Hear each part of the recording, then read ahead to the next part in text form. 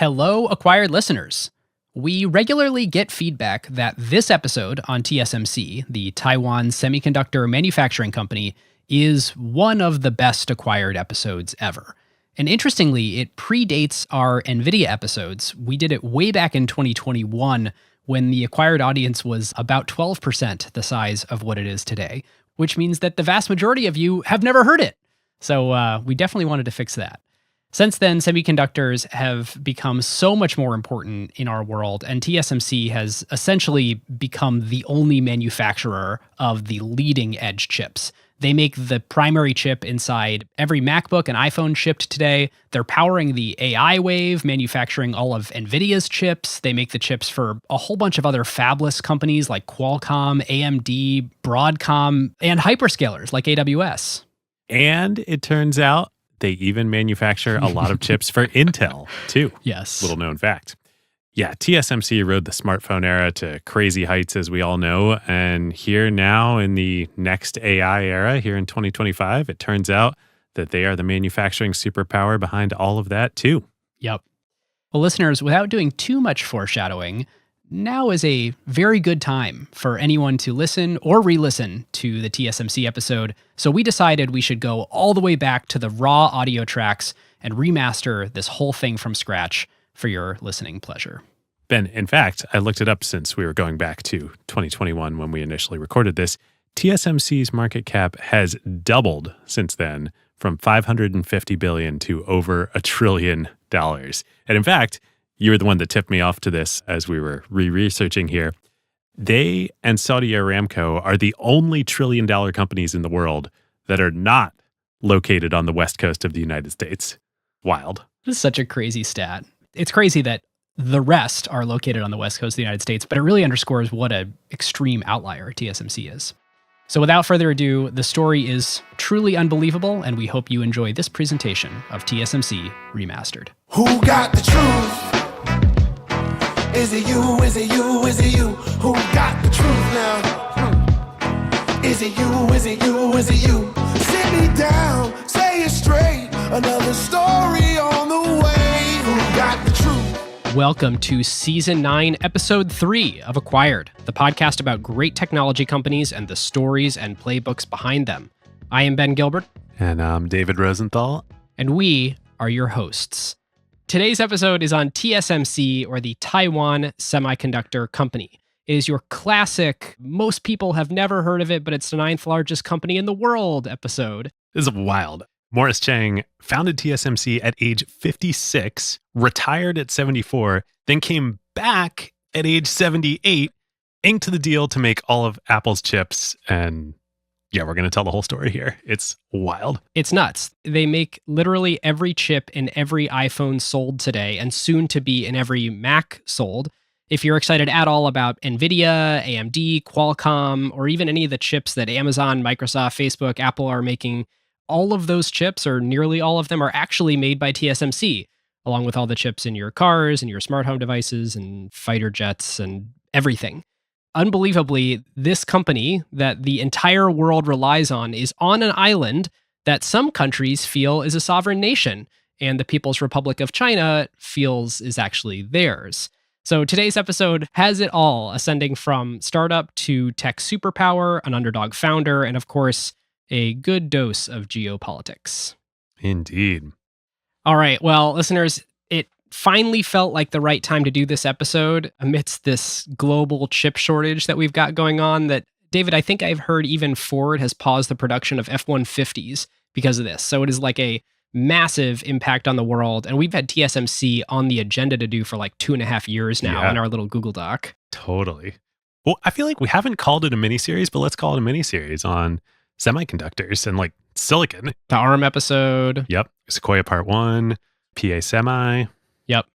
Okay, listeners, it is time to jump into the history and facts, and David's going to lead us in that. But as usual, even though we're going to be probably very excited about some companies, less excited about other companies, this show is not investment advice. We may have investments in the companies we discuss. It's for entertainment and informational purposes only, and you should do all of your own research. Okay, speaking of, we start in Ningbo, China in July 1931. Just about 1 year after Warren Edward Buffett was born in Omaha, Nebraska. And there are going to be quite a few parallels here as we go through this episode.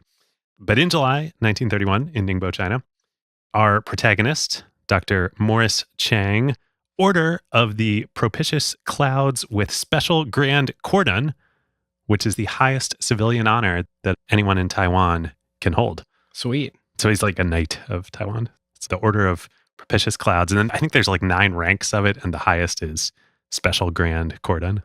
And he's Special Grand He's Cordon? special. Yes, he's very special. So he was born then. For those who are unfamiliar with Chinese geography, Ningbo is a small city, just a bit south of Shanghai. Small. It's about 8 million people. Just casual. No big deal. China's scale is ridiculous, but certainly wasn't 8 million people when Morris was born in 1931. No, but I bet it was still probably pretty big. But yeah, today, 8 million people. Crazy. So Morris's father was a county official and later became a bank manager. So the family moved around a good bit within China as his father was transferring for work. This is pre-People's Republic of China.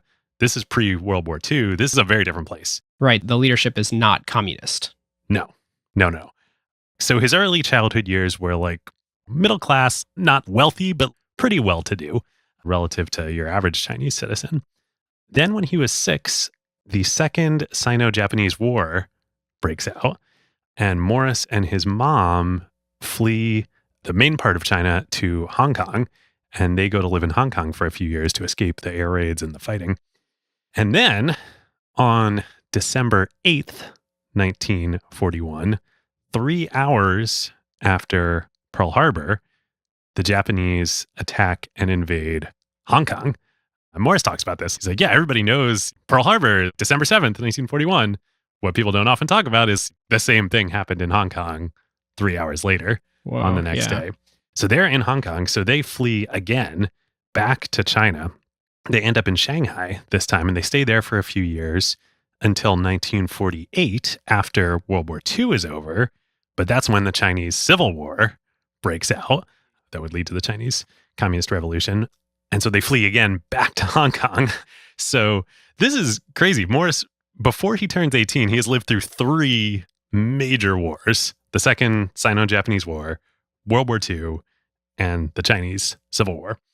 So the next year, in 1949, which is the same year as the establishment of the PRC, the People's Republic of China, Morris turns 18, and with the help of an uncle that he has in Boston, his life completely changes.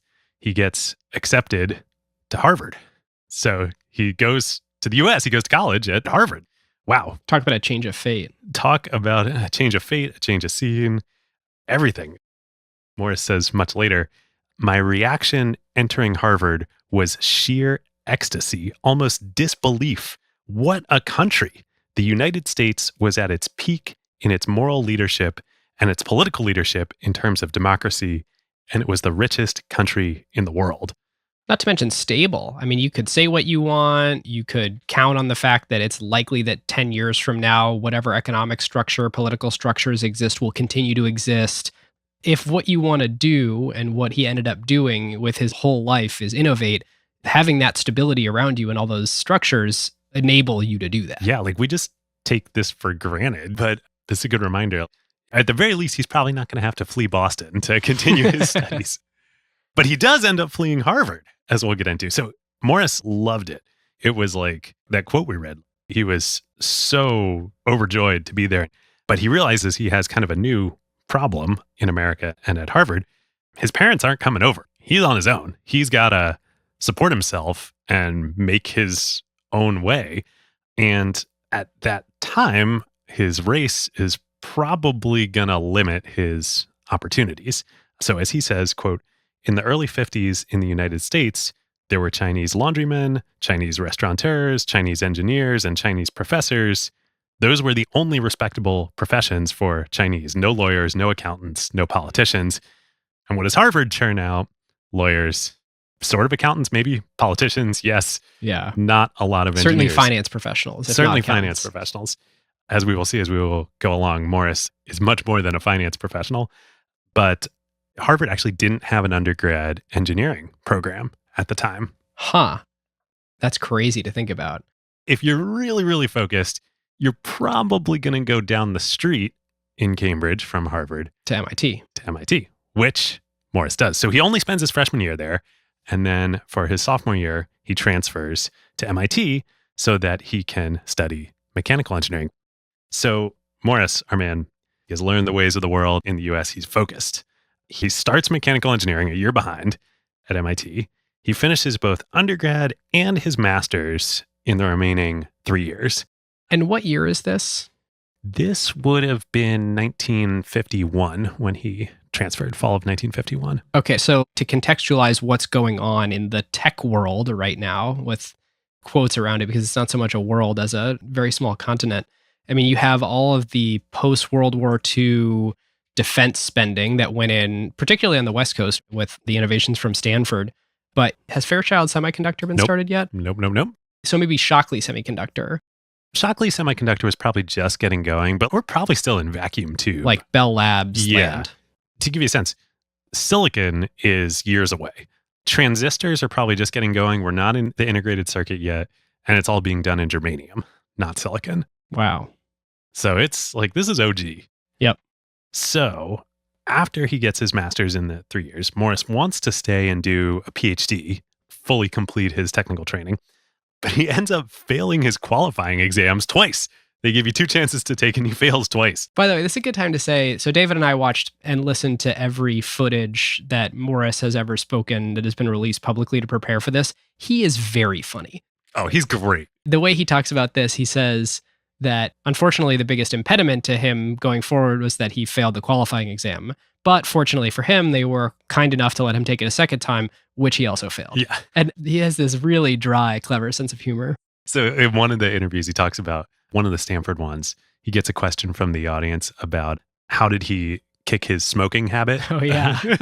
That like the questioner is like, I know you used to smoke. How did you finally stop it? And he's like, I never stopped. I still smoke. Yeah. He's like 94 years old. And he goes on to make the case for why he's a pipe smoker. Yep. And actually, even though smoking is hurtful to his lungs, it's actually beneficial for his mental life. So he's pretty sure it's prolonged his life. Well, he says he's delved into the data, and pipe smokers live longer than non-smokers. Which I'm sure you can find data to support that. I'm also sure you can find plenty of data to refute that. But yes, this gives you a sense of who Morris is. Okay, so he's failed his qualifying exams. He's got to go out and get a job, and not as a PhD. He's got to go get a job as a super entry level as an engineer. I mean, he has a master's degree, but still. Okay, so legend has it, he has a couple job offers. The one he really wants, remember, he's a mechanical engineer. And this is like super early days of technology. It's not really a thing yet. There was electrical engineering at this time. Right. Yes, he could, but he didn't study electrical engineering. In terms of where you would want to work, like it's not really on anybody's radar screen, especially Morris's, that you're going to go enter the tech industry. Right. So he gets his dream job offer from the Ford Motor Company. Oh, no way. Yes. I didn't hear that. And I'm sure this is apocryphal. But let's repeat the apocryphal story and broadcast it out to hundreds of thousands of people here. Totally. So the legend has it that Ford offers him a salary of $479 a month to go take an entry-level job. And then he has a competing offer from Sylvania's new semiconductor division. And Sylvania, I know of this company only because my vacuum growing up was made by Sylvania. Yeah. Oh, well, we're going to talk much more about Sylvania in 1 second. This is the competing job offer he's considering. They offer him a salary of $480 a month, $1 more. And legend has it that Morris asked Ford to beat Sylvania's offer. They didn't, and so he took the Sylvania job offer. I'm sure that is This is 100% apocryphal. Yeah. But, Morris, he's great. So speaking of Sylvania, do you remember, I'm sure some portion of our audience remembers, but do you, Ben, remember who else started their career in Sylvania's semiconductor division right around this exact same time? We have talked a lot about this and this person on the show. No. Donald T. Valentine. No way. Yep. That's right. So he started at Sylvania after Fordham, or maybe it was after the military. He ended Then up he at transferred to- Shockley. Well, no, then he was at Raytheon, and then he joined Fairchild. Fairchild, okay. Right after the Trader SA left Shockley and started Fairchild. You're better at remembering these deep details of older episodes than I am. Well, I do a lot of research for this show. And sometimes research includes past acquired episodes. There you go. So they didn't overlap, Don Valentine and... They were never in the same place. They were in different locations and different job functions, very different job functions, but they were both, I believe, both at Sylvania. Amazing. At the same time. Crazy. So Don is out chilling in California, like we were talking about, and falling in love with California. He's playing water polo. He's like, oh my gosh, I'm never going to leave this place. Morris, he's on the grind. He gets posted as a junior engineer at Sylvania's Ipswich, Massachusetts plant. Not quite the same glamour as Don out in Southern California. So remember, Morris is a mechanical engineer. He doesn't know anything about electrical engineering, but he's working in this new semiconductor division. So after work, he's living in a hotel, by the way. He doesn't even get an apartment. It's like some company-sponsored hotel. He goes home, back to the hotel from work, and he studies the best textbook that he can find about electrical engineering, which is entitled Electrons and Holes in Semiconductors with Applications to Transistor Electronics, written just recently, a couple years before, in 1950, by William Shockley. Oh, wow. Yeah. Shockley and two other guys basically invented I'm not sure it was the first transistor, but the first transistor of the type that everything else would then be built upon when they were at Bell Labs not too long before this. Yeah, not too long at all. I mean, ENIAC was vacuum tubes, and then Shockley invented the transistor, and then in a sec, we're going to talk about the integrated circuit that Bob Noyce and Jack Kilby, who we're going to talk about, co-invented. But anyway, okay, back to this moment in time. So Morris is just studying the Shockley textbook in his hotel room.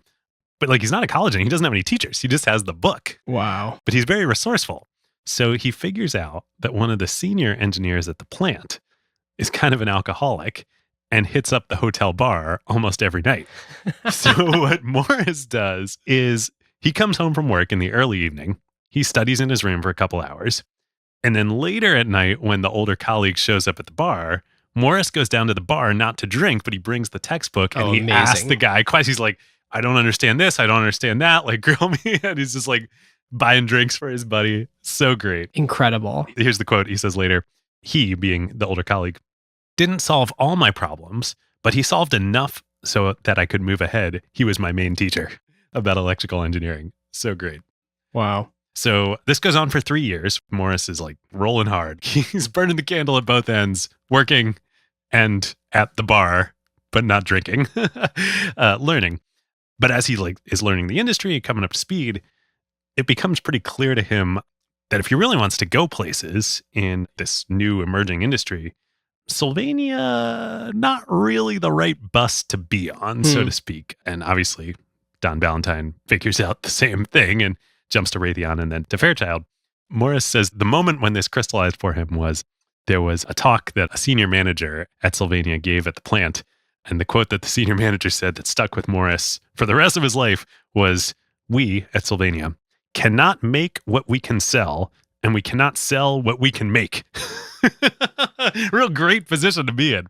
So Morris is like, damn, I got to get the hell out of here. That's a signal to move on if I've ever heard one. Totally. So, like Don, Morris leaves Sylvania for greener pastures. However, not to California. Halfway in between? Or to Silicon Valley. Yep. Halfway in between. So we talk a lot about, Fairchild and the Traders 8, Silicon Valley, blah, blah, blah, the place to be. Here's the secret. Silicon Valley is all marketing. The biggest semiconductor company in all types, digital, analog, everything at that time, was not in California. It was in Dallas, Texas.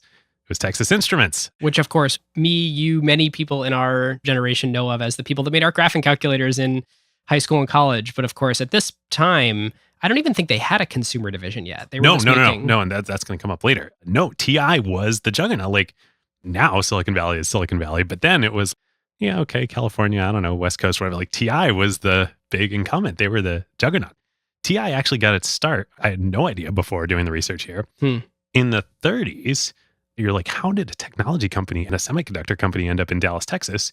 they started making instruments, Texas Instruments, for measuring seismic activity for oil exploration. Whoa. So all the oil that makes companies, sense about Texas. they were like the TSMC, like the technology provider to oil companies.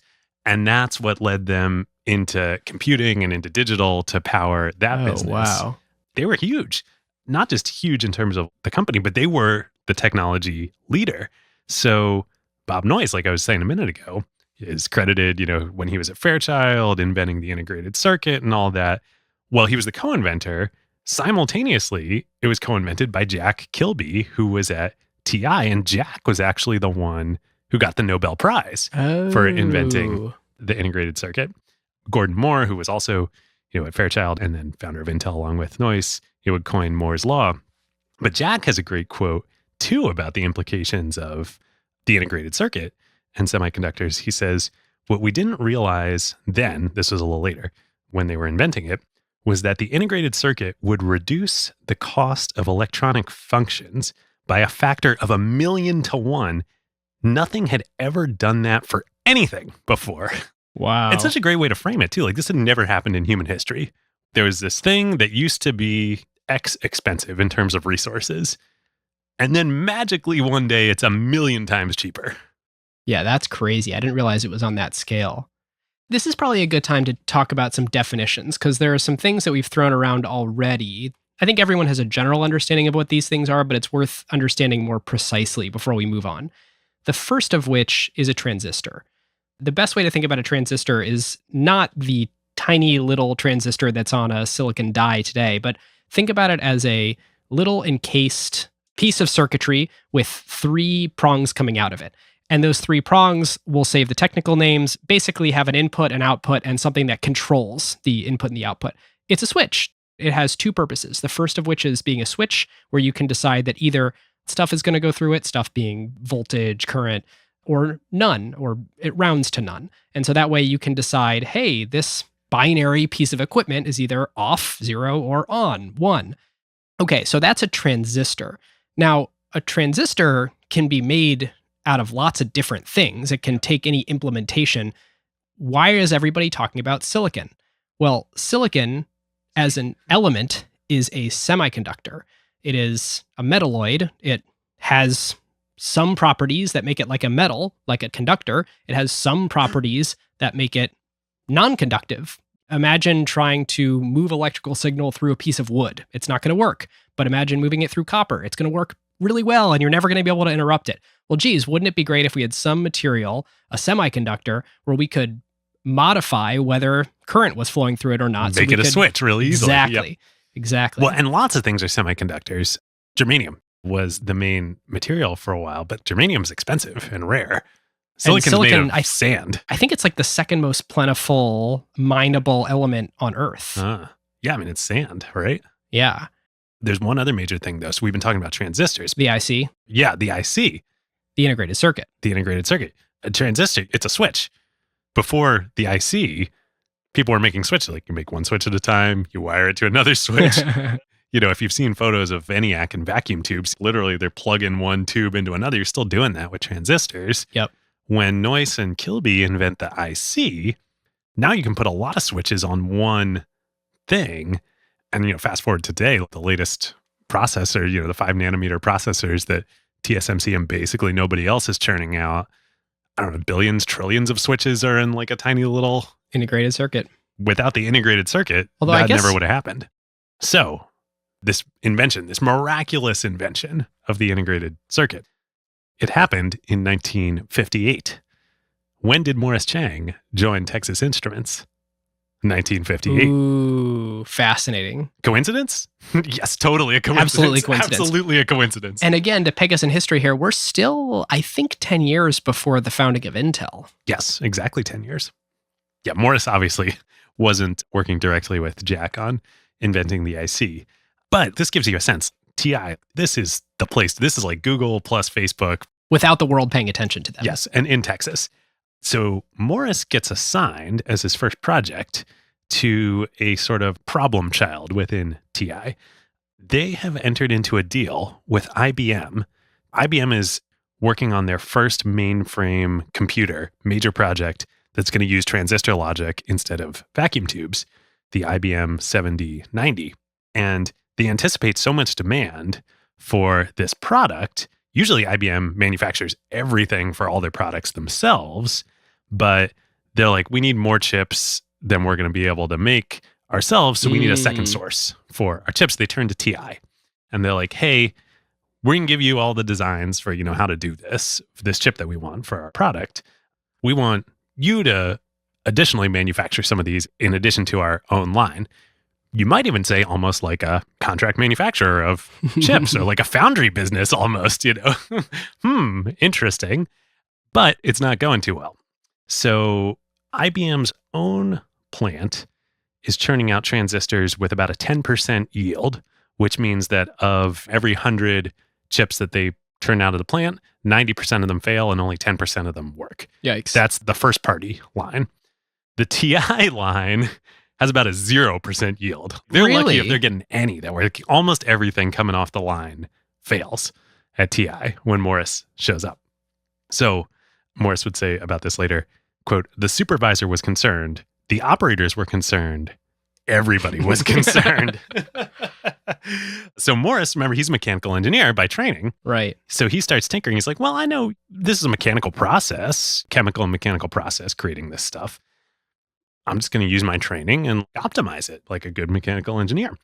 So he starts doing some stuff. After about 4 months, he gets the yields at the TI plant up to 20%. So twice as good as the first party line at IBM. And there's a great profile that was one of the main sources for this episode in IEEE Spectrum. Oh, yeah. Great industry magazine that we'll quote from here. They write, suddenly, even TI president Pat Haggerty knew Morris's name. IBM thought Chang had just gotten lucky, but when the company, IBM, sent engineers down to talk to him, Morris described the theories he'd been testing and explained why his experimental process worked. This achievement propelled him into his first managerial job, creating a germanium transistor development department with 20 plus engineers reporting to him. So this is his first big win here in the foundry business. So on the back of all this, TI is like, all right, we got a rising star here. They offer to sponsor him to go finally get his PhD. They even offer to continue paying his full salary while he's getting his PhD, which they're paying for. All right, so they think like very highly of him. Very, very highly of Morris. I mean, this one probably made them millions doing this in 1958. It's funny, I don't know anything about the commercial success of that particular IBM mainframe, but if it's the first one that's transistor-based instead of being vacuum tube-based, I have to imagine that it was far more efficient for customers. Customers are probably lining up for it. I bet there's a lot of demand. And what's Morris making a year? Like $20,000 maybe? How much does it cost to go to Stanford then? Not much. So they're like, sure. So Morris goes to Stanford, but he's now like a pig in mud. He has found his calling. He can't wait to get back to Texas, back to TI. So he finishes his PhD in 2.5 years. Wild. One of the Stanford interviews is with John Hennessy, the president of Stanford at the time.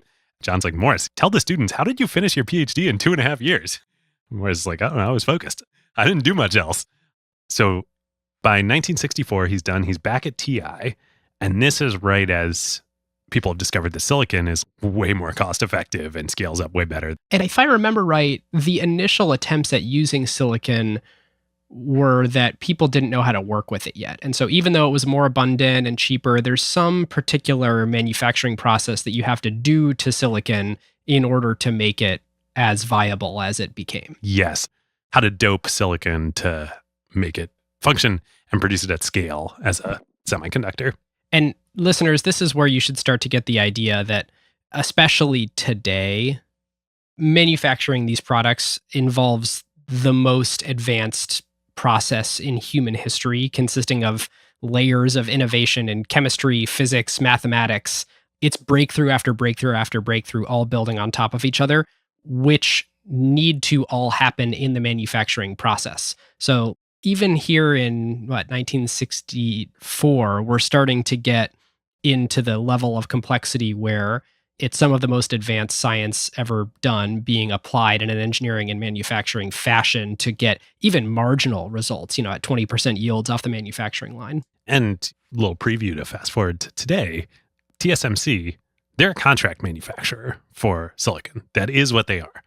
TSMC has 40% operating margins as a contract manufacturer. it's not like this is just, there's no technology or R&D. Like, they are one of the most advanced technology organizations in the whole world. There is so much IP just in the manufacturing. Take out the design, take out the functions, just making this stuff is so hard. I mean, now it involves like lasers, like it's, we'll get to it later. It's going to blow your mind how this stuff is done. But anyway, so Morris, he's coming up, he's learning, like literally as this whole industry is getting developed, he's right there. So a couple years after he gets back from Stanford, he's still rising through the ranks. In 1967, TI makes him a general manager of one of the divisions within the semiconductor business. And that's where he has his next big breakthrough. And this is on the business side. So Morris notices what they're doing, setting up these new plants for all these successive new methodologies and processes of manufacturing, at this point, integrated circuits in silicon and pumping out these chips. It's super expensive to do this, super cost capital intensive. So what TI and everybody else in the industry did when they would start a new product line that would use a new fab for chips, they charged a lot of money for it because they put a lot of money into these things. So right off the gate, you want the latest new hotness in the end products that TI is selling. They're going to charge a lot of money for them. Yep. Morris realizes, he's like, that's not actually optimal to do that. Because as evidenced by his first big win at TI with the IBM line, there's a learning curve to getting the yields right and learning how to manufacture a new process. And in the beginning, you're going to have really low yield.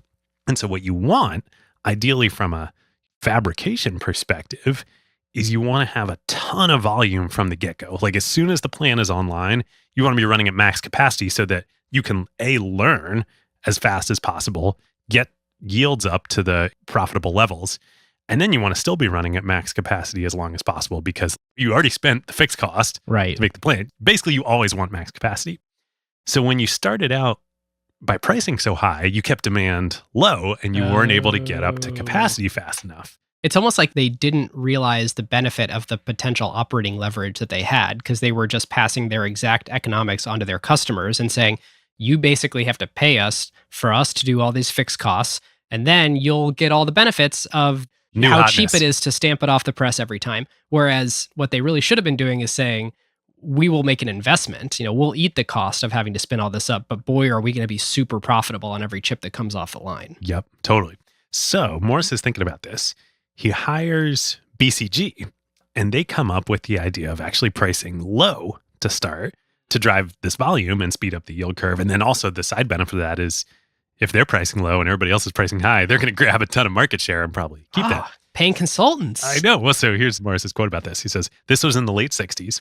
And Boston Consulting Group was a very small outfit when we did this. And we used loads of data, a lot of theory, and a lot of effort. The result was so-called learning curve pricing. So start low and then continually automatically reduce the price every quarter, even when the market did not demand it. And this was a very successful effort, even though it was somewhat controversial. A lot of people thought we were being foolish. Why would you reduce the price when you didn't have to? But we did it because we believed in it. And indeed, our market share just kept expanding. That, combined with other strategies, made the TI integrated circuits business the biggest IC business in the world and also the most profitable. This is right when Intel's getting founded. So screw Fairchild, screw National, screw Intel. TI is kicking all of their butts. And it's thanks to Morris. And interestingly enough, the reason I always thought that Fairchild was sort of so successful in those days was out of all the defense spending and research that was being done at Stanford, the government as a customer. But is Texas Instruments playing in that ecosystem at all? Good question. Probably. I mean, I think this is a case of the rising tide is floating all boats. Yeah, Fairchild's killing it, Intel's killing it, National's killing it. TI's just killing it bigger than anybody else. All right, listeners, this is a great time to thank our longtime friend of the show, Vanta, the leading trust management platform. Vanta automates your security reviews and compliance efforts, so frameworks like SOC 2, ISO 27001, GDPR, and HIPAA compliance and monitoring. Vanta automates all of these for your company and makes them fast and simple. Plus, Vanta is always connecting and monitoring continuously, not just a static point in time. It's funny. When we first started working with Vanta 4 years ago, we thought, oh, this is one of those great acquired universe products that lets you focus on just making your beer taste better. In other words, customers can focus on what differentiates their product and outsource things that don't to free up time and resources. But over the last few years, their product has advanced so much that it's not just Vanta does that for you. It's now actually Vanta does that better than you could on your own. Without a continuous real-time monitoring system, there's no way you could do this, that you could give your vendors and customers this level of confidence and trust. There's even data now on this too. Between the ability to enable new revenue and the time savings, a new IDC white paper found that Vanta customers achieve $535,000 per year in benefits, and the platform pays for itself in just 3 months. Vanta is the one single software pane of glass that connects to all of your services via APIs and eliminates countless hours of manual work for your organization.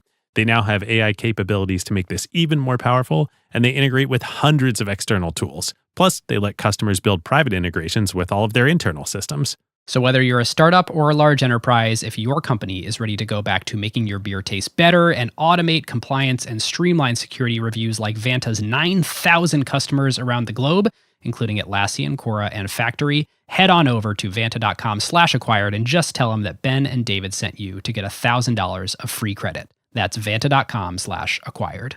Thank you, Vanta. So on the back of this, Morris gets promoted to VP at TI, one level below the CEO, running the entire semiconductor business.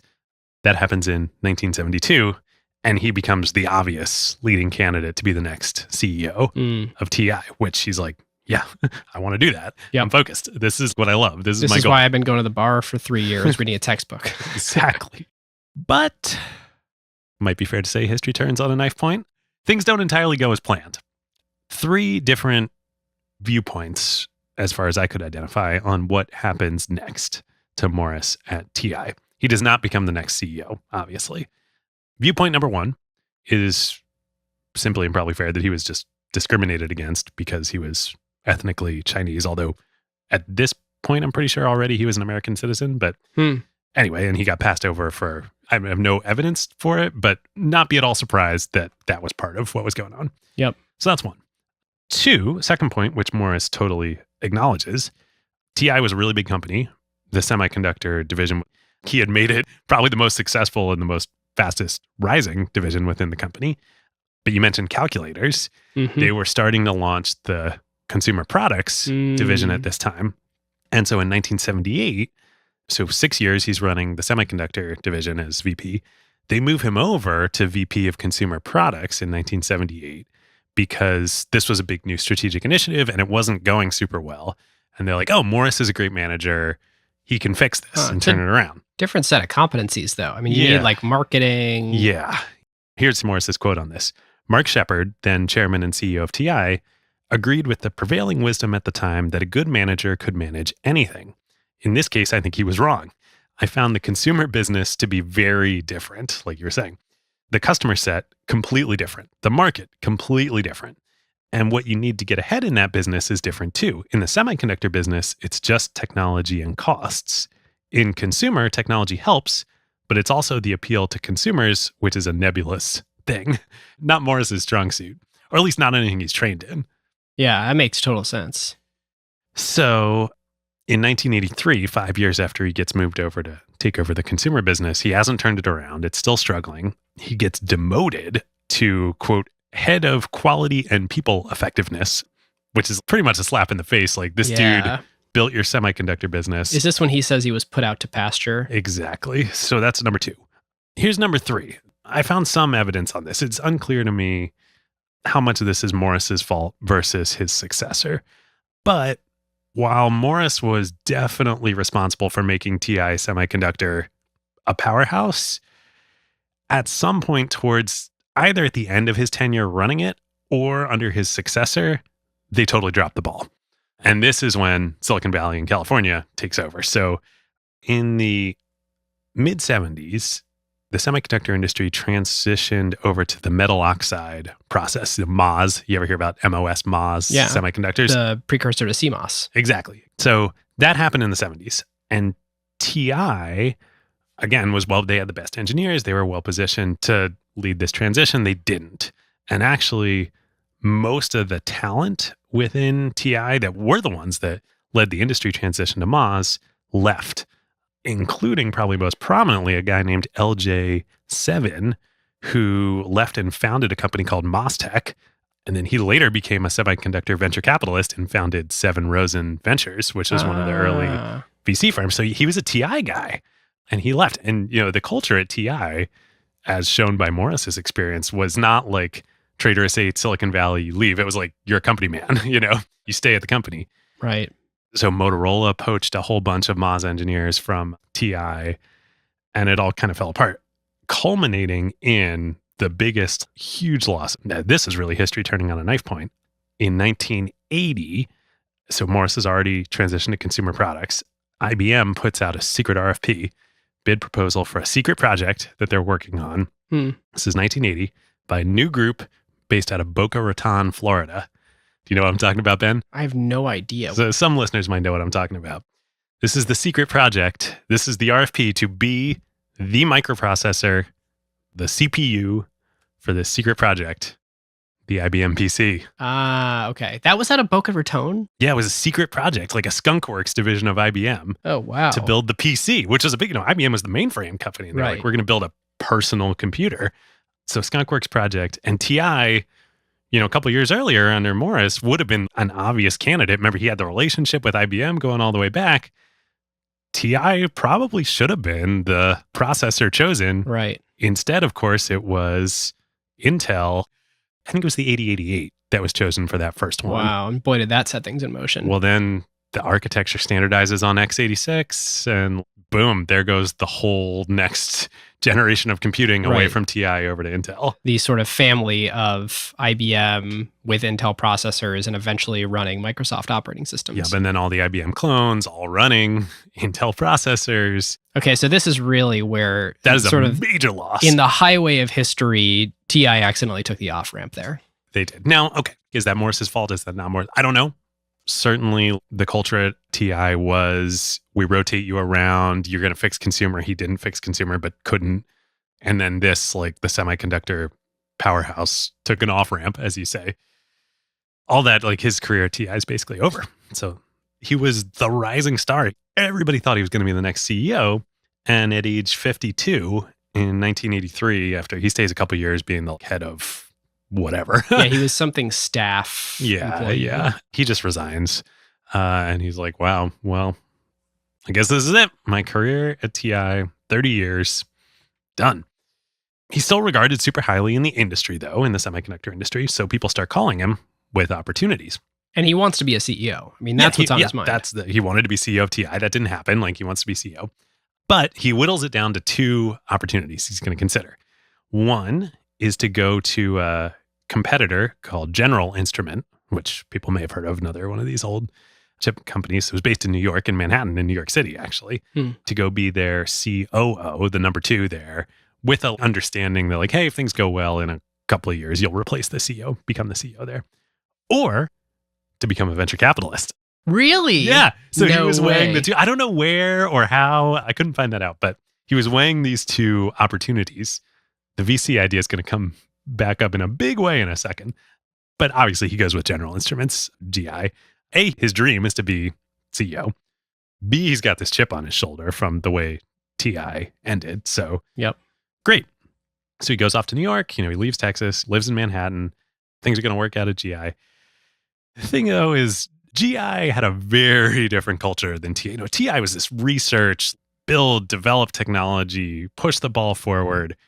GI is this New York-based, they were almost like at the time like a proto-tech private equity firm. Their strategy was they just acquired lots of different semiconductor businesses, either independent companies or divisions from other companies. And try and integrate them. No, they would acquire them. They would get these business units into good shape, and then they'd sell them again. Oh, really? Yeah, they were like, literally, they were like a financial engineering firm, basically. Definitely not Morris's cup of tea. So he only stays there a year. It's clear that's not a good fit. So he resigns again. So within less than 18 months, he's had two major setbacks. basically, his dream is over. Like, here's the quote from him. He says, "After these two setbacks at TI and GI, I did not think that my aspiration to be the CEO of a major US company was in the cards." Well, turns out he was right. He was not going to be the CEO of a major US company. So how do we go from this dude in his mid-50s, former rising star, now washed up, from that to he's in Taiwan, he's CEO of TSMC? I don't think you could ever script this out. I think this is probably the most unique. Every founding story is unique, but I think this might be the most unique founding story we've had on Acquired so far. So back when Morris was at TI, when he was running the semiconductor business there, he went over to Taiwan a couple times to talk about building a manufacturing plant there. TI would own and build the manufacturing plant, but outsource to Taiwan. Not like a TSMC style business, like there's a TI plant there. Anyway, he had no connection to Taiwan. Remember, he's Chinese. He's not from Taiwan. People are like, "Oh, Morris, you went back to Taiwan." He didn't go back to Taiwan. Yeah, he talks about how Taiwan was a strange land to him when he first got there, that it's not going back. So it's not, the land is a strange place to him, but if he is going to call some place home and return there, is it the People's Republic of China? Well, I think he would say at this point, it's America. He's been in America That's for 30 a great years. He's a point. US citizen. Well, I don't know what he would say. It's complicated. So anyway, so he had met a bunch of government officials in Taiwan when he was talking about building this plant over there. And that was back in the 70s. Now we're in the 80s, mid 80s. Taiwan at this point, it's a manufacturing nation. They have no IP, they have no technology. Okay, the quote's great. All right, so this is Morris. "We had no strength in research and development, or very little anyway. We had no strength in circuit design, IC product design. We had little strength in sales and marketing," and this is, of course, referring to Taiwan as a nation. "And we had almost no strength in intellectual property. The only possible strength in Taiwan that we had, and even that was just a potential one, not an obvious one, was semiconductor manufacturing, wafer manufacturing. And so what kind of company would you create to fit that strength and avoid all the other weaknesses? The answer was a pure play foundry." Yeah, I mean, that was Taiwan at the time. So to give you a sense, the average gross margin of a Taiwanese company at this point in time in the mid 80s is 4 to 5%.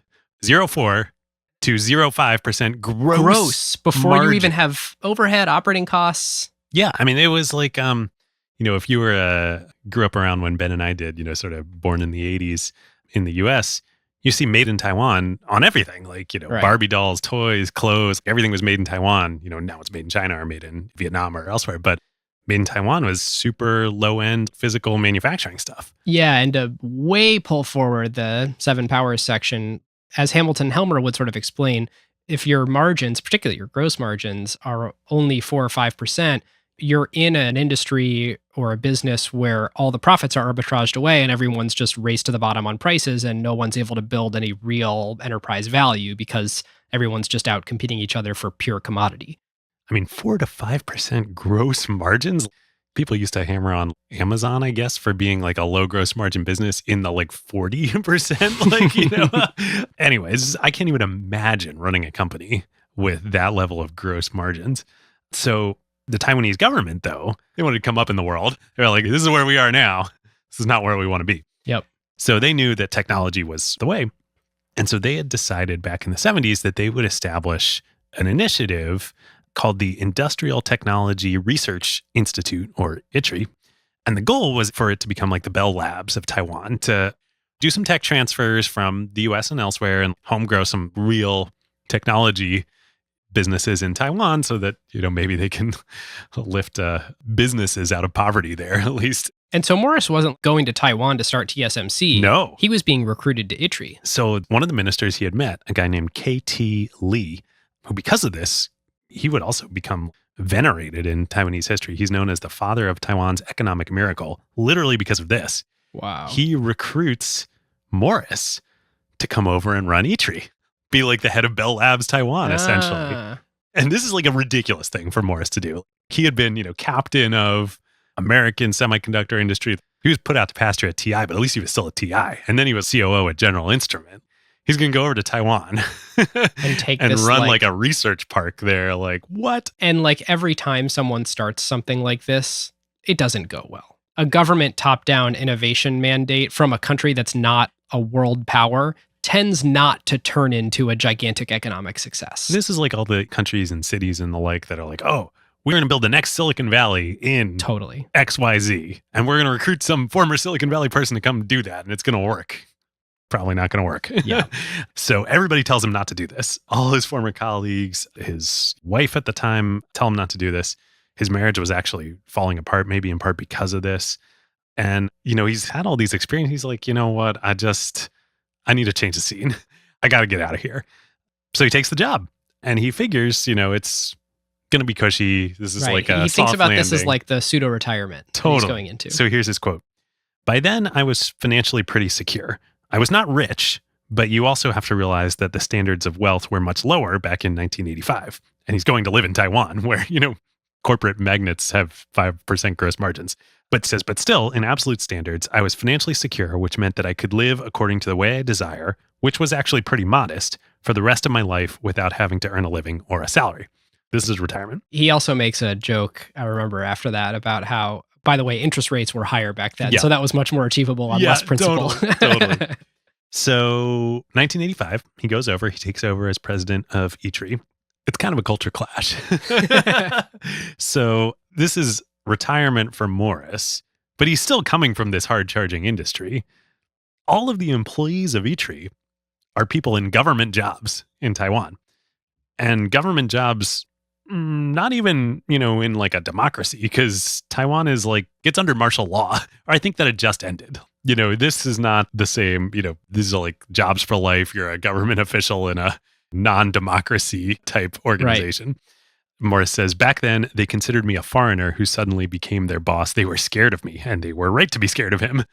So there was one thing, though, that the government had done right before Morris showed up, which was they had successfully negotiated one technology transfer license in the semiconductor industry. From, did you find out what company this was? This is probably what they were trying to negotiate with TI for. I do. It's a 3-letter acronym. Oh, yeah. Yep. We haven't talked much about it on this show, but this is another talk about captains of American industry. RCA. RCA, that's right. Yeah. So RCA had a semiconductor line, and the government in the 70s, the Taiwanese government, had negotiated a tech transfer. But this is like 10-year-old semiconductor technology, right? Yeah. This is not like the latest generation. No. TI and Intel and everybody at Fairchild, they're national. They're leading the way. They're at the bleeding edge of semiconductor manufacturing process. RCA was already at least a generation behind. By the time it actually gets onto the ground in Taiwan, they're 2.5 generations behind the leading producers. So it's like the only thing that you could do with that is super low end stuff. Right. There are some category of goods that don't need a fast or the latest processor. And totally. Yeah. Even today, when TSMC or Intel or Samsung or whoever builds a fab, the leading edge fabs, they produce the leading edge stuff for a while, and then the new generations come on. They don't shut down the old ones. Right. It's just chips that don't need the same bleeding edge performance. Yep. They keep getting made on the old ones. And often that's automotive or now what we think of as IoT, but the stuff in your smartphone obviously is the leading edge. Yeah. So the government, ITRI, does actually spin out a company using this old RCA technology that would be called UMC, United Microelectronics Corporation, not a technology leader. It actually does okay in the long run. They would later spin out their own chip design business. So UMC was doing both fabrication for third-party clients and designing some of their own chips with the fab that they created. They spin out their chip design business later. That becomes MediaTek. Oh, no way. Yeah, which is a $50 billion company today. Huh. So the government did pretty good. This is pretty good. Totally. That they were doing. And, when Morris arrives, because of this, he's not starting from a standing start. Right. It's not good, but there's They've some acquired assets to IP. work They've with. created a company. There's a paved path. So he gets to work at ITRI. He's working on all this. He's transforming the organization into a high-performing organization. And then all of a sudden, out of nowhere, KT Lee comes back to him and is like, hey, great, you're running, our Bell Labs, you're running ITRI. Now I want you to start a company. And Morris is like, and KT's like, yeah. I don't want you to have somebody else in ITRI do it. I want you, Morris Chang, to start a new semiconductor company here in Taiwan, and I want you to make it into a global leader. Morris is like, okay. He doesn't say this directly. Well, he's got a great quote I'm going to say in a minute. But again, remember, this is not a democracy in Taiwan at this time. Morris is also on his third job in 3 years. Yeah, he doesn't need a salary to survive, but this is kind of the end of the rope for him. If he gets fired here at E-Tree, he's legit done. Yeah. Done. So he kind of doesn't have a choice here. The quote, this is so Morris, so great. He says, "It was like in the movie The Godfather. It was an offer I couldn't refuse." And I do think the implication was go start an Intel or go start an IBM. It wasn't go start the very first pure play foundry. Yeah, Lee had no, I mean, he's the government, he's a minister. Right. He was like, go start a semiconductor company, make it a world leader. Right. Those semiconductor companies, they do really well. So go do that. And that's, of course, when Morris says, okay, I'm being told I should do this. I have some latitude I can take and some liberties I can take on how I do it. And the quote that I read earlier about evaluating exactly what type of semiconductor company should I start, that's how he sort of informs the business plan. So Lee is like, all right, good. We're capiche. We're clear. Come back to me in a week with a business plan. Tell me what you need and we're going to make this happen, right? So Morris is like, okay, a week. All right. And then like a day later, Lee supposedly is like, I'm going to need you to come in on Friday. So like you got like 3 days. They say necessity is the mother of invention. And yet these 3 days are what creates the, now 9th most valuable company in the world. Morris comes up with this brilliant idea to create a pure play foundry company to be a contract manufacturer. Sounds genius today in hindsight, as Steve Jobs would say, it's easy to connect the dots looking backwards. But at that time, was this a good idea, David? Well, no. The answer is no. Like we've said all along, all the chip companies, all the, American and European and, Japanese, all the leading semiconductor companies, they made their own stuff. And there was some sharing of production and some companies were emerging that were borrowing production from the big guys. There's a great quote right around this time from Jerry Sanders, who was the co-founder and CEO of AMD. And he famously said in the mid-1980s that, quote, real men have fabs. That's right. Oh, what a quote. So ironic because in the 2000s, AMD would spin out its fabs and go fabless. Global foundries. Yeah, into global foundries. But yeah, like this was not an obvious idea. Like if you wanted to be a real semiconductor company, you made your own chips. And the idea was like, this isn't like manufacturing Barbie dolls here. Like this is real technology. Like you need to control it soup to nuts. And already at this point in history, I mean, this is an important point to make because I didn't realize this coming in where I thought, wow, Apple really outsources their manufacturing. They outsource some of it to TSMC and some of it to Foxconn. And maybe some of those people will start to do each other's work. No, this is a completely different thing. Assembling an iPhone is completely different than taking a brand new design for a next generation chip and manufacturing that chip. One is manufacturing and one is alchemy. The alchemy can only be done by alchemists.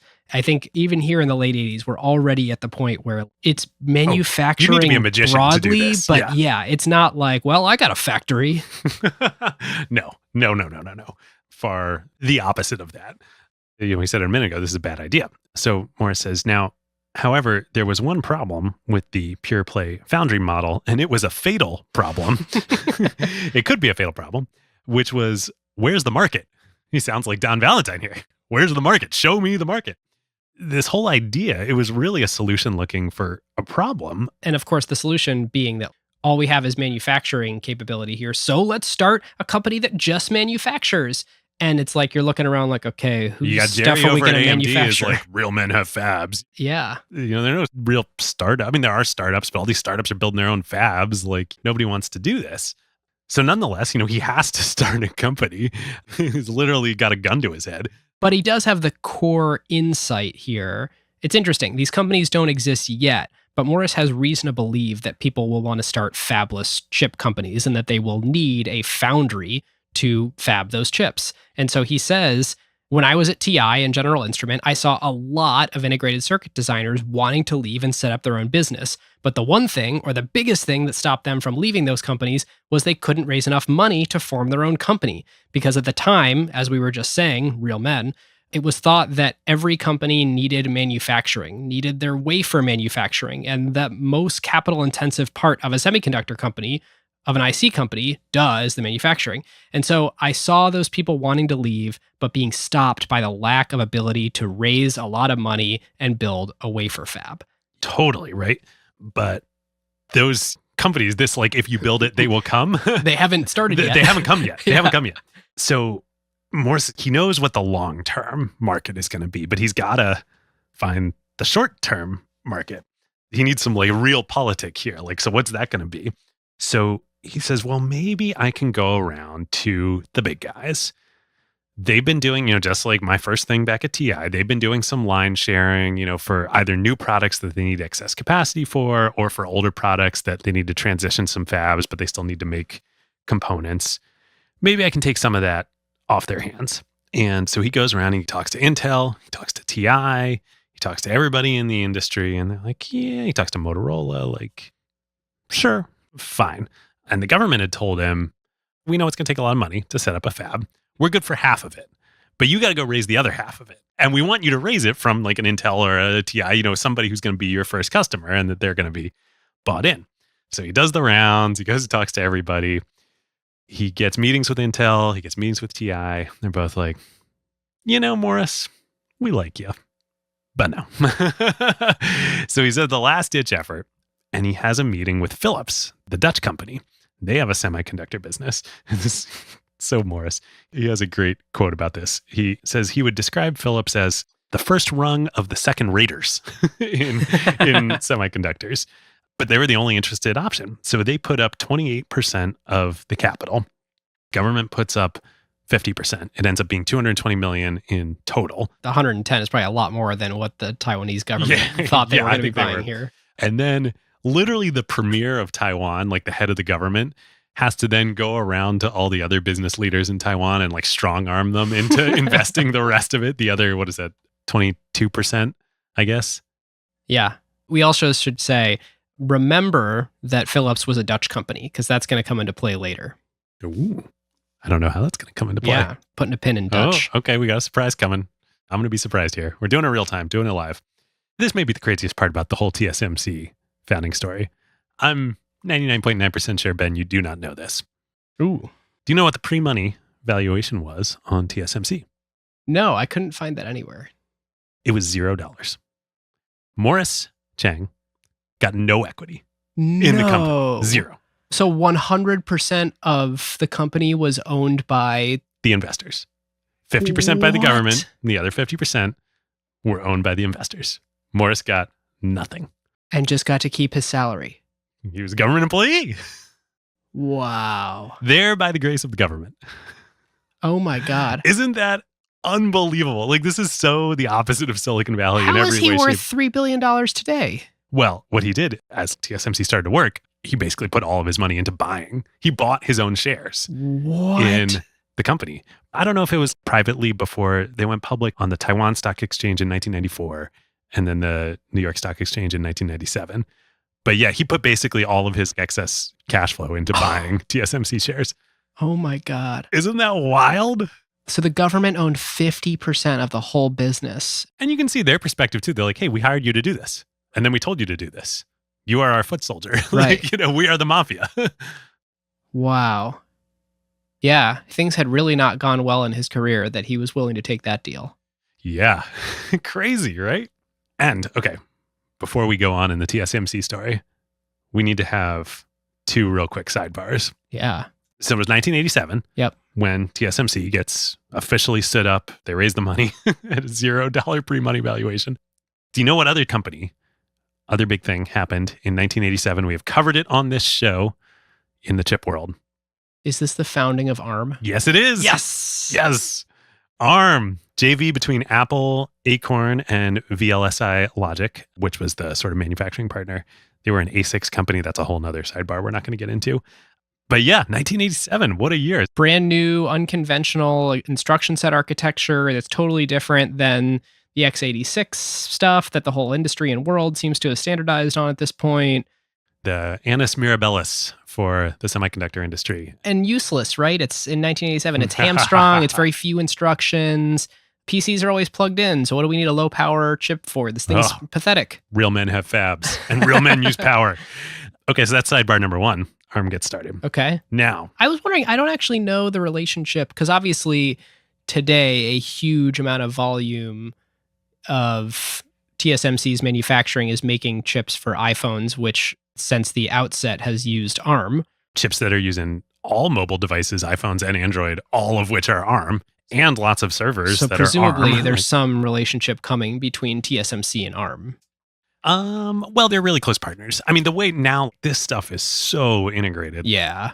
All the companies have architecture to companies like ARM, the design, the EDA companies like Synopsys, these guys are all deeply, like the engineering is all deeply in bed with one another. Okay, so you mentioned EDA. I'm going to take your sidebar and You're going to raise me. I'm going to raise you one more sidebar. So listeners, we're 2 clicks out here. So this is a pretty good point to talk about how the value chain went from one company that created transistors and then they designed the chip, they manufactured the chip, they marketed the chip.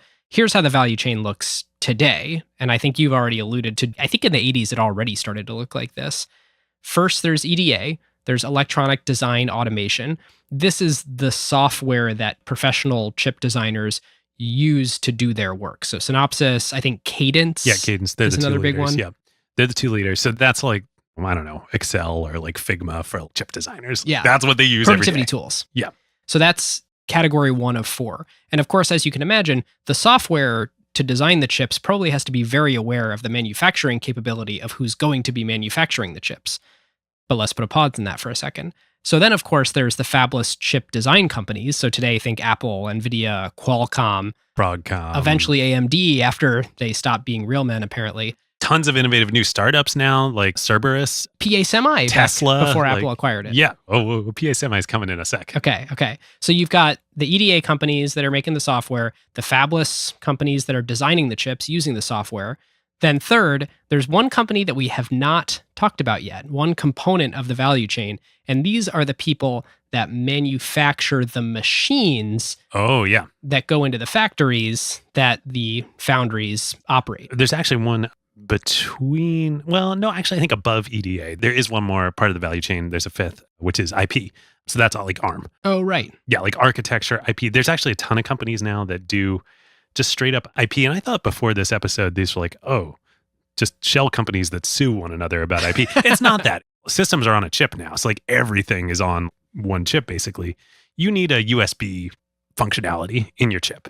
You don't need to design it. You just buy some IP off the shelf. So there are companies that do that. Yep. Okay. So that's a good point. So that's our 5th sort of like IP. They own the instruction set architecture. They kind of create the general rules that you're playing by when you're designing a chip, such that whoever's writing the compilers knows what assembly language they're targeting that can then operate on the chip that's going to be designed. So we covered the EDA, we covered the IP, we covered the fabless companies. There's somebody before we get to the foundries, which is the equipment manufacturers that sell to TSMC. So more historically, you've got Lam Research, you've got Applied Materials in the US, you've got Tokyo Electron in Japan.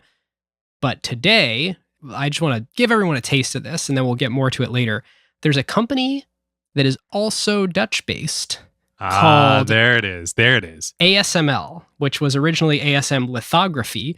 And lithography is marginally in scope for this episode. There's a whole thing we could do on the magical process that is lithography. Taking me back to my high school photo lab. Right? Yeah. And the L, is lithography. So the company was originally called ASM Lithography. They make the most advanced chip manufacturing machines in the world. They're the only company that makes them. They're located still in the Netherlands. Their biggest customer is TSMC. And this is where I want to bring it all the way back around. And we, of course, will talk about the magic that is these machines later.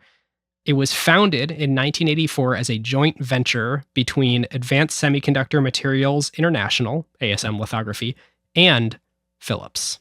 Oh, wow. I did not know that. So that's crazy. is the beginning of the relationship between TSMC and their equipment provider. And what a strategic point. I mean, because, well, it's TSMC's insane capital operating cash flow production that enables them to spend CapEx above anybody else, that allows them to buy more ASML equipment than anyone else. But that relationship, wow.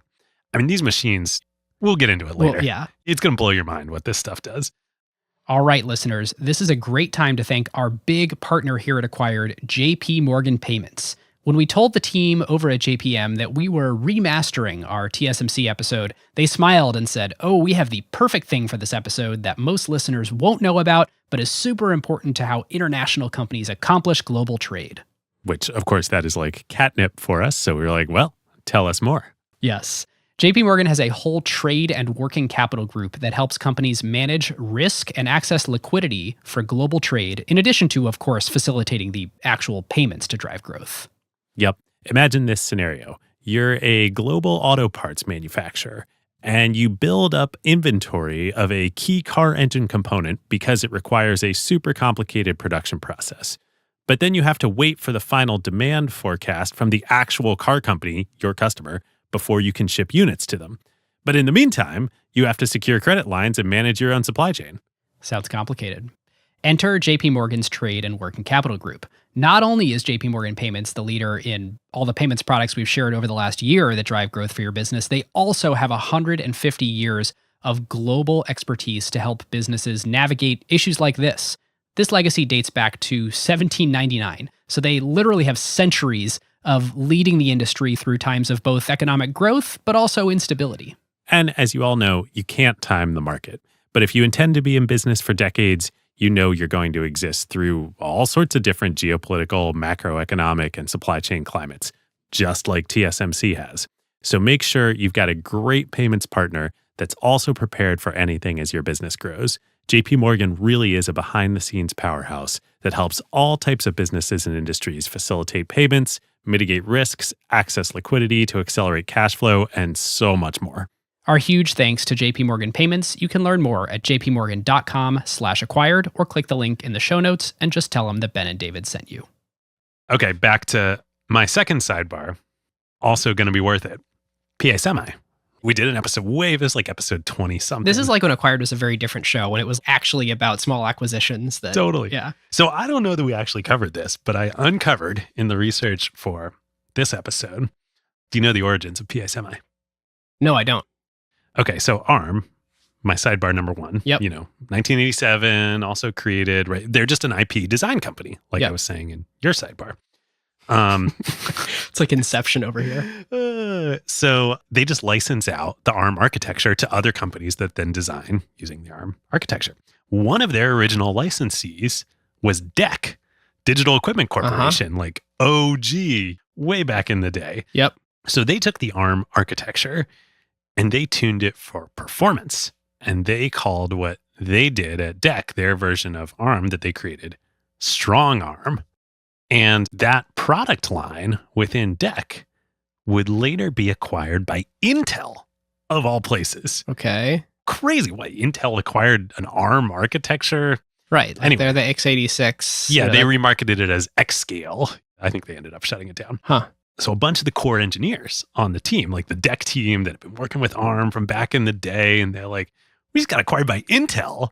What the hell? Like, screw this. We don't want to go work for Right. Intel. There's We're no ARM. interesting, flourishing alternative architectures at Intel. Yeah, we're ARM engineers.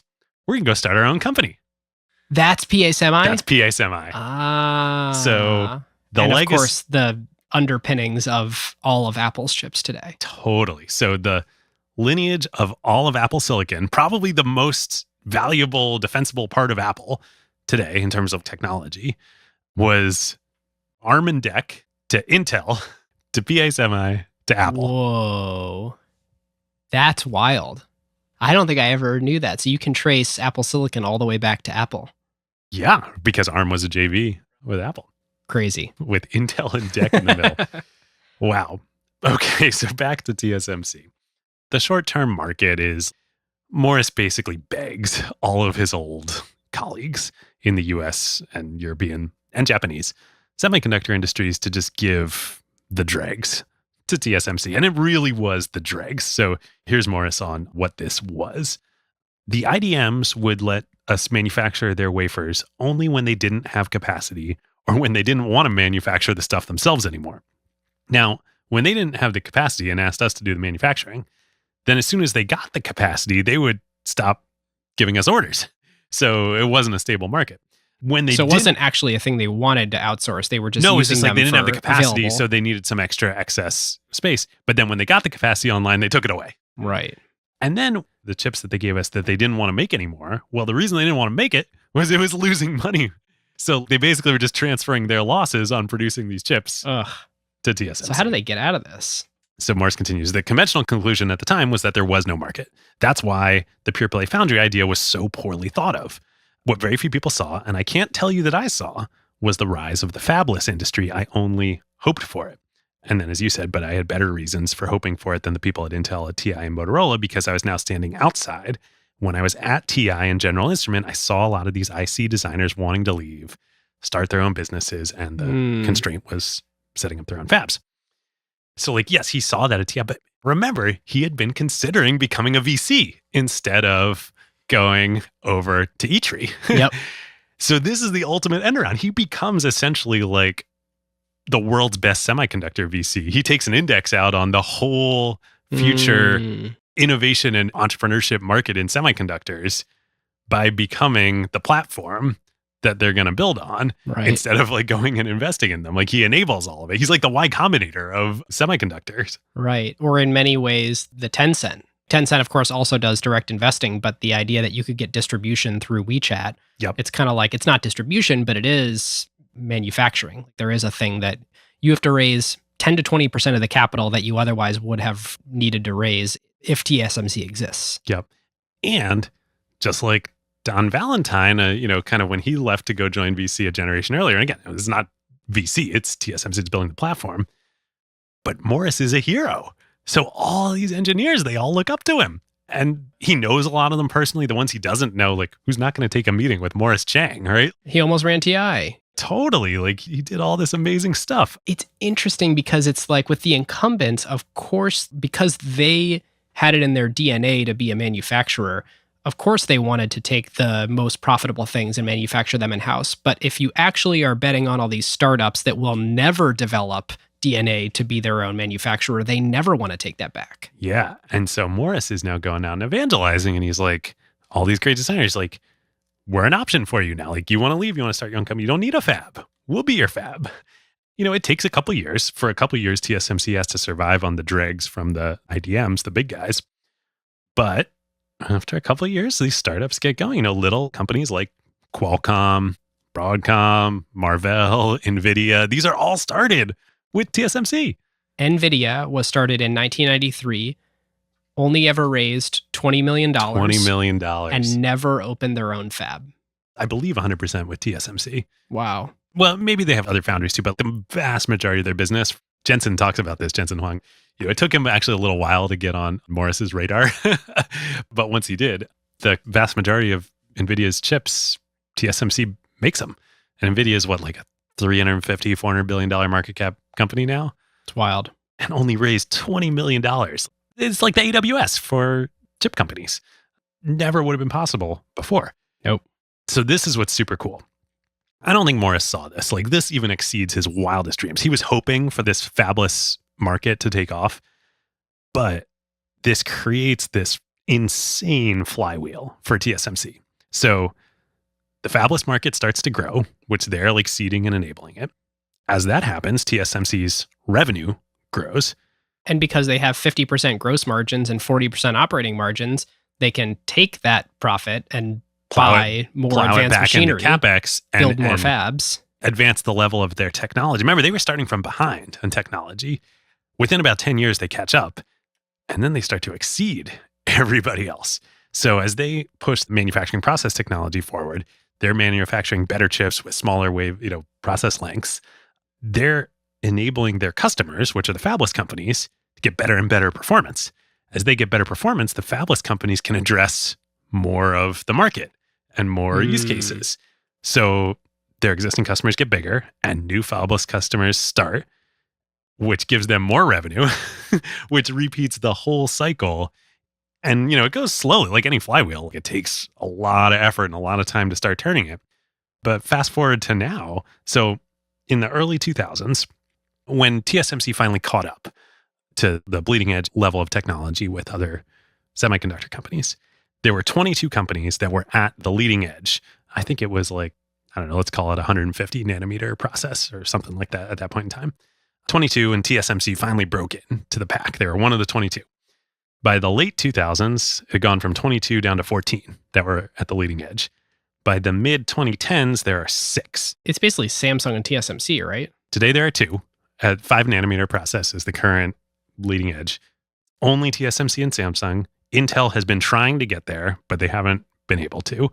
They've fallen behind. And the next process is going to be 3 nanometers. TSMC is going to launch that next year. Which, by the way, just slipped 6 months. Interesting. Well, Samsung has already slipped to 2024. Whoa. So very likely in the next process, it's just going to be TSMC. Which means that you will see that on an Apple slide somewhere announcing the next iPhone, talking about how it's a 3 nanometer process. They'll take all the credit for it. And TSMC is totally fine with that because their job is not to market. It's to empower their customers. This flywheel, it's just unreal what happens here. They run the table on the whole industry. It is interesting. The industry went from vertical to horizontally integrated, where the very best products in the market became horizontally integrated. And it's interesting how I'm trying to figure out what drove that. Because at some point, I guess there's a couple components to it. One is the speed at which Moore's law happens makes it such that you can't be good at everything. You can't be good at everything from EDA to making the manufacturing equipment to running the manufacturing process to designing the chips. You're not going to write your own instruction set architecture. People did need to break into best of class. Morris has got this great quote about this that I have in here. So he says, the semiconductor business is like a treadmill that speeds up all the time. If you can't keep up, you fall off. And that's Moore's law. From 22 down to 2 down to 1, even when their competitors are only doing the one thing that TSMC has done, like if you fall behind by a step, you're toast. Right. And it's because there's this big part of it that you're talking about that hasn't come up on other episodes because we tend not to talk about companies that require a lot of manufacturing prowess. But in order to stay on that treadmill, the number of tens of billions of dollars that you need to be spending into CapEx is going up. So you need to be enormously profitable so you can build the factories for the next generation. Yeah. I mean, well, there's 2 things. So yes, that is 100% true. And the scale of this now, I mean, TSMC just announced they're going to spend $100 billion in CapEx over the next 3 years. $30 billion this year, 60 over the next 2. And I bet that keeps going up. So that's a lot of billions. You might even say, like, this is so strategically important and people are talking about this. Certainly China's talking about this. The US government's now talking about this. Governments might need to come in with a bazooka of money and create other options because almost all their manufacturing is in Taiwan. It's in this strategically, geopolitically challenged location. We need to re-onshore some of this in the US. China, of course, wants their own. You can't just spend the money and do this. The US government could come in and say, we're going to spend $1 trillion this year to do this. They can't do it because we're going to get to powers later. But there's this marriage of scale economies and process power that TSMC, like in this industry, there is no amount of money you could spend to catch up next year. You can't. Because the engineering is so hard and the learning curve takes decades to get to this point. I was listening to a podcast, Bloomberg Odd Lots podcast about this, where they were talking about this, and their reporter who covers TSMC, who's great.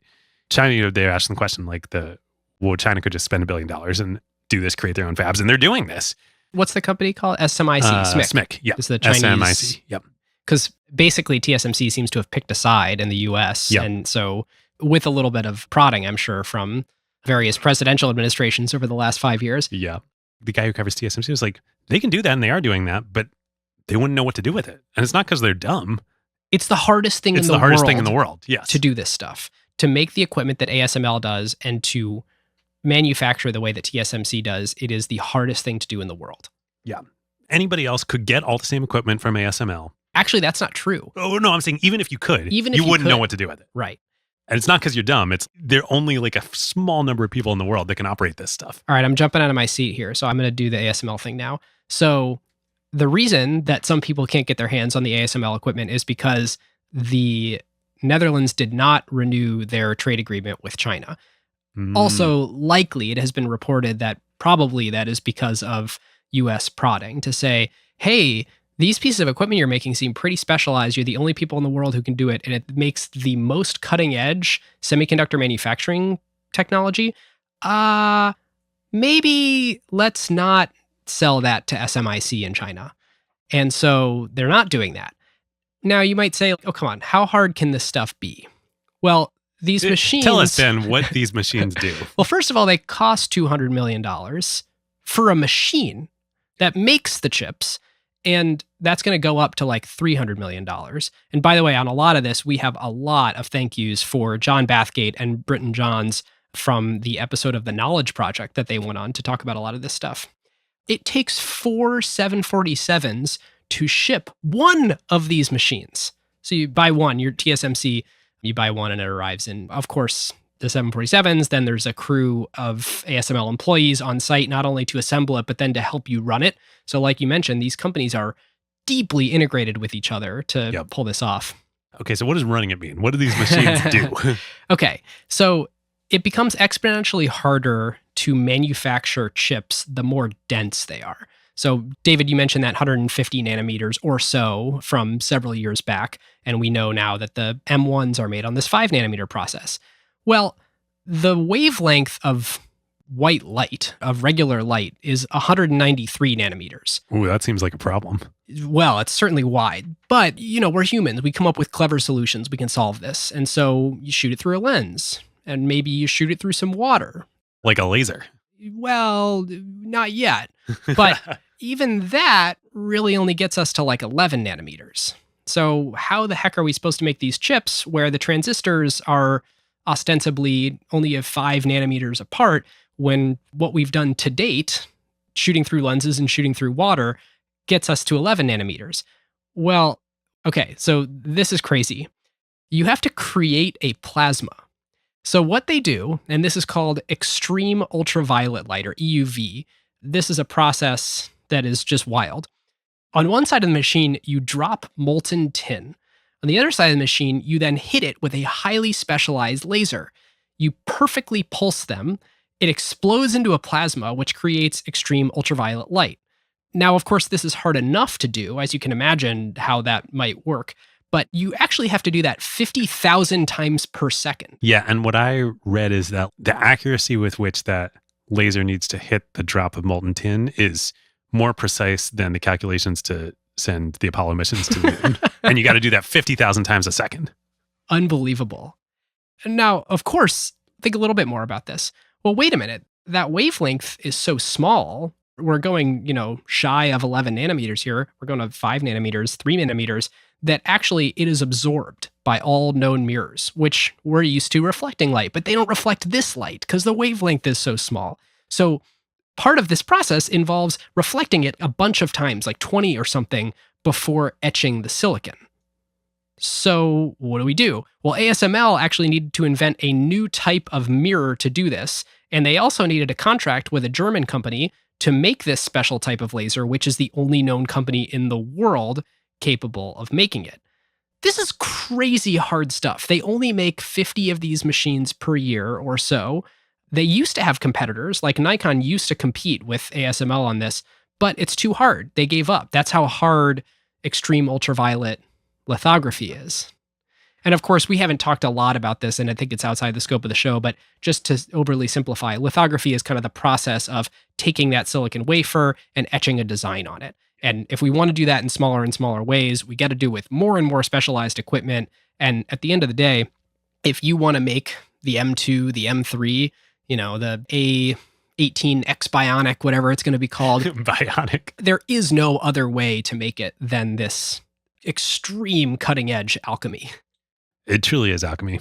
So, Ben. So, like, you're a government. You want to throw 100 billion. I was going to say, Acquired's doing really well. Like, we're on a tear here. We've got power, we got brand power, we got network, economies, we got our community. Like, we're doing well. We should invest in this. There's an opportunity. We should compete with TSMC. Yeah, screw the governments. We'll do it. We've got a couple $100 million. We'll buy this stuff. You have a CS degree. You're the more technical one of it. You can run this stuff, right? When we get the shipments from ASML, you can make this happen. Wouldn't know the first thing to do. Even if we could invest the cash, even if we could build the facility, even if we could buy the machines, which, by the way, that's going to be hard because there's 50 some on back order. So, I can't even get it for a couple of years. Ordered out all of them for years. It takes people who have done the most advanced manufacturing in the world ever in history in order to know how to do the next version of it. And this is why TSMC has 40% operating margins. It's crazy. Totally crazy. I'm just like in awe of this. Completely. Okay, so a little while back, before we get totally geeked out on that, which was awesome, you said something like, how do we get this flywheel effect? You know, it's great, but like, how do we really get from TSMC started taking the dregs from the IDMs, then the fabless companies came along. How do we get from there to like now? There's another really important chapter here. And you're going to flash us forward from like 93, 95 to like 2010-ish? Is that what's about to happen? 2008. Well, first, we'll stop in 2005. So 2005, you know, things are going well. Better than Morris ever imagined. These fabless companies are getting started. NVIDIA's killing it. I mean, I was making gaming PCs at the time. I wanted those NVIDIA GPUs. But NVIDIA wasn't a top 20 stock in the world. No, I mean, Intel was like, NVIDIA, come on. Right. Real men have fabs. Like, okay, maybe we were beyond that part, but they were making GPUs. Like, NVIDIA's stock tracked whether they won the next Sony contract for the next PlayStation or the Xbox. Like that was the market for GPUs. That was the market, right? You know, great market, but it's not what we're talking about. It's not about here. Machine learning. It's not about crypto. It's like, is the next PlayStation going to include your chip or not? Totally. But still, great for TSMC. It's awesome. 2005, Morris is 74 years old. He's like, all right, I did it. I've been buying TSMC stock with my own money. It's done well enough. I don't really need to work anyway. I'm going to call it. Gonna retire. Ready to retire, ready to ride off into the sunset. He hands the reins of TSMC over to his longtime lieutenant, Rick Tsai, and he retires. He spends a couple years. He's just chilling. I don't know what he's doing. He loves literature. He's like reading all sorts of stuff. He's on his second marriage, which he credits his second wife for really reinvigorating him and inspiring him. Then it's summer of 2009.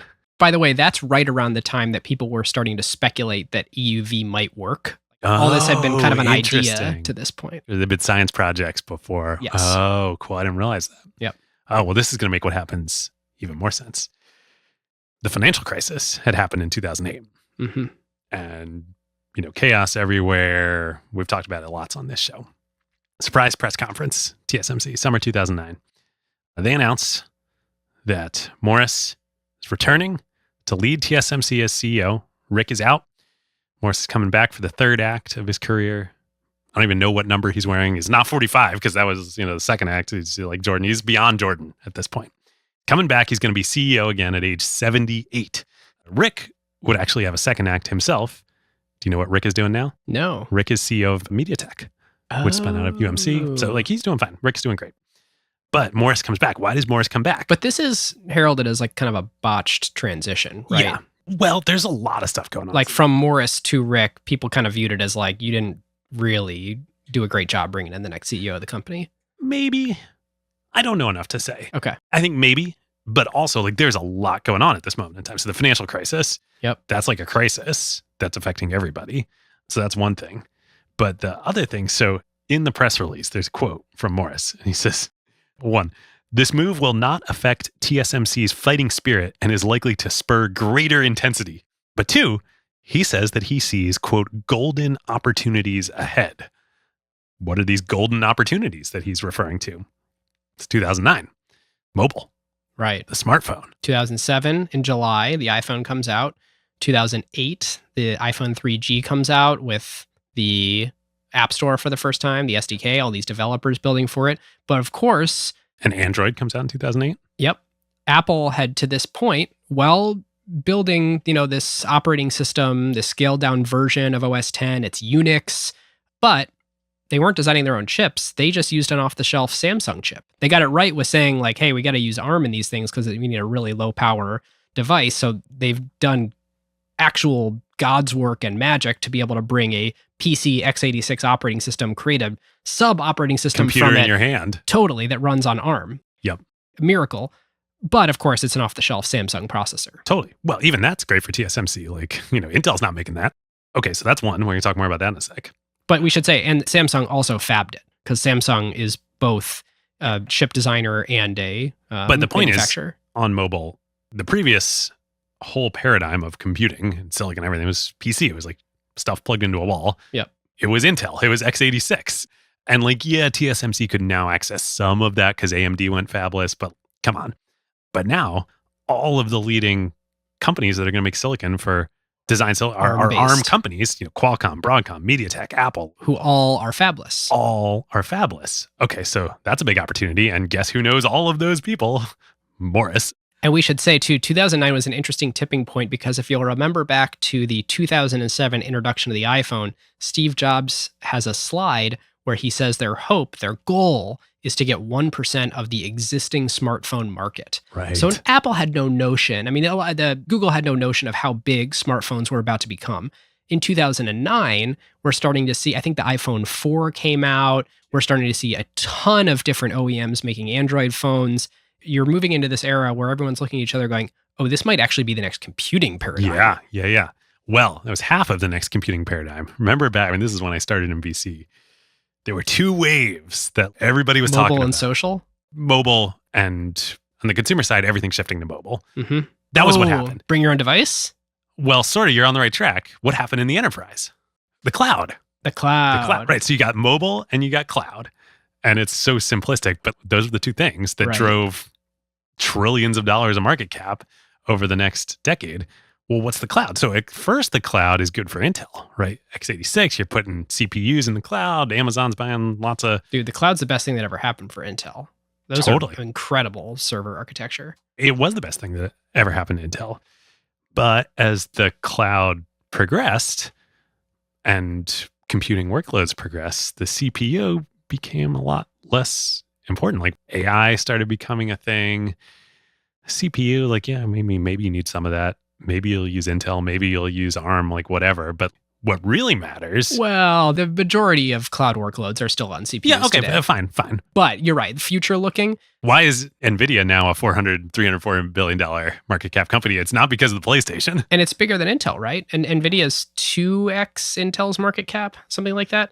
Yeah, to it's your the cloud. point, the notion of chips that are really good at parallelized processing, which is GPUs, and matrix multiplication effectively, vector math, versus the CPU, which are sort of these general purpose workhorses built for the operating system that runs on your computer, super good for serial.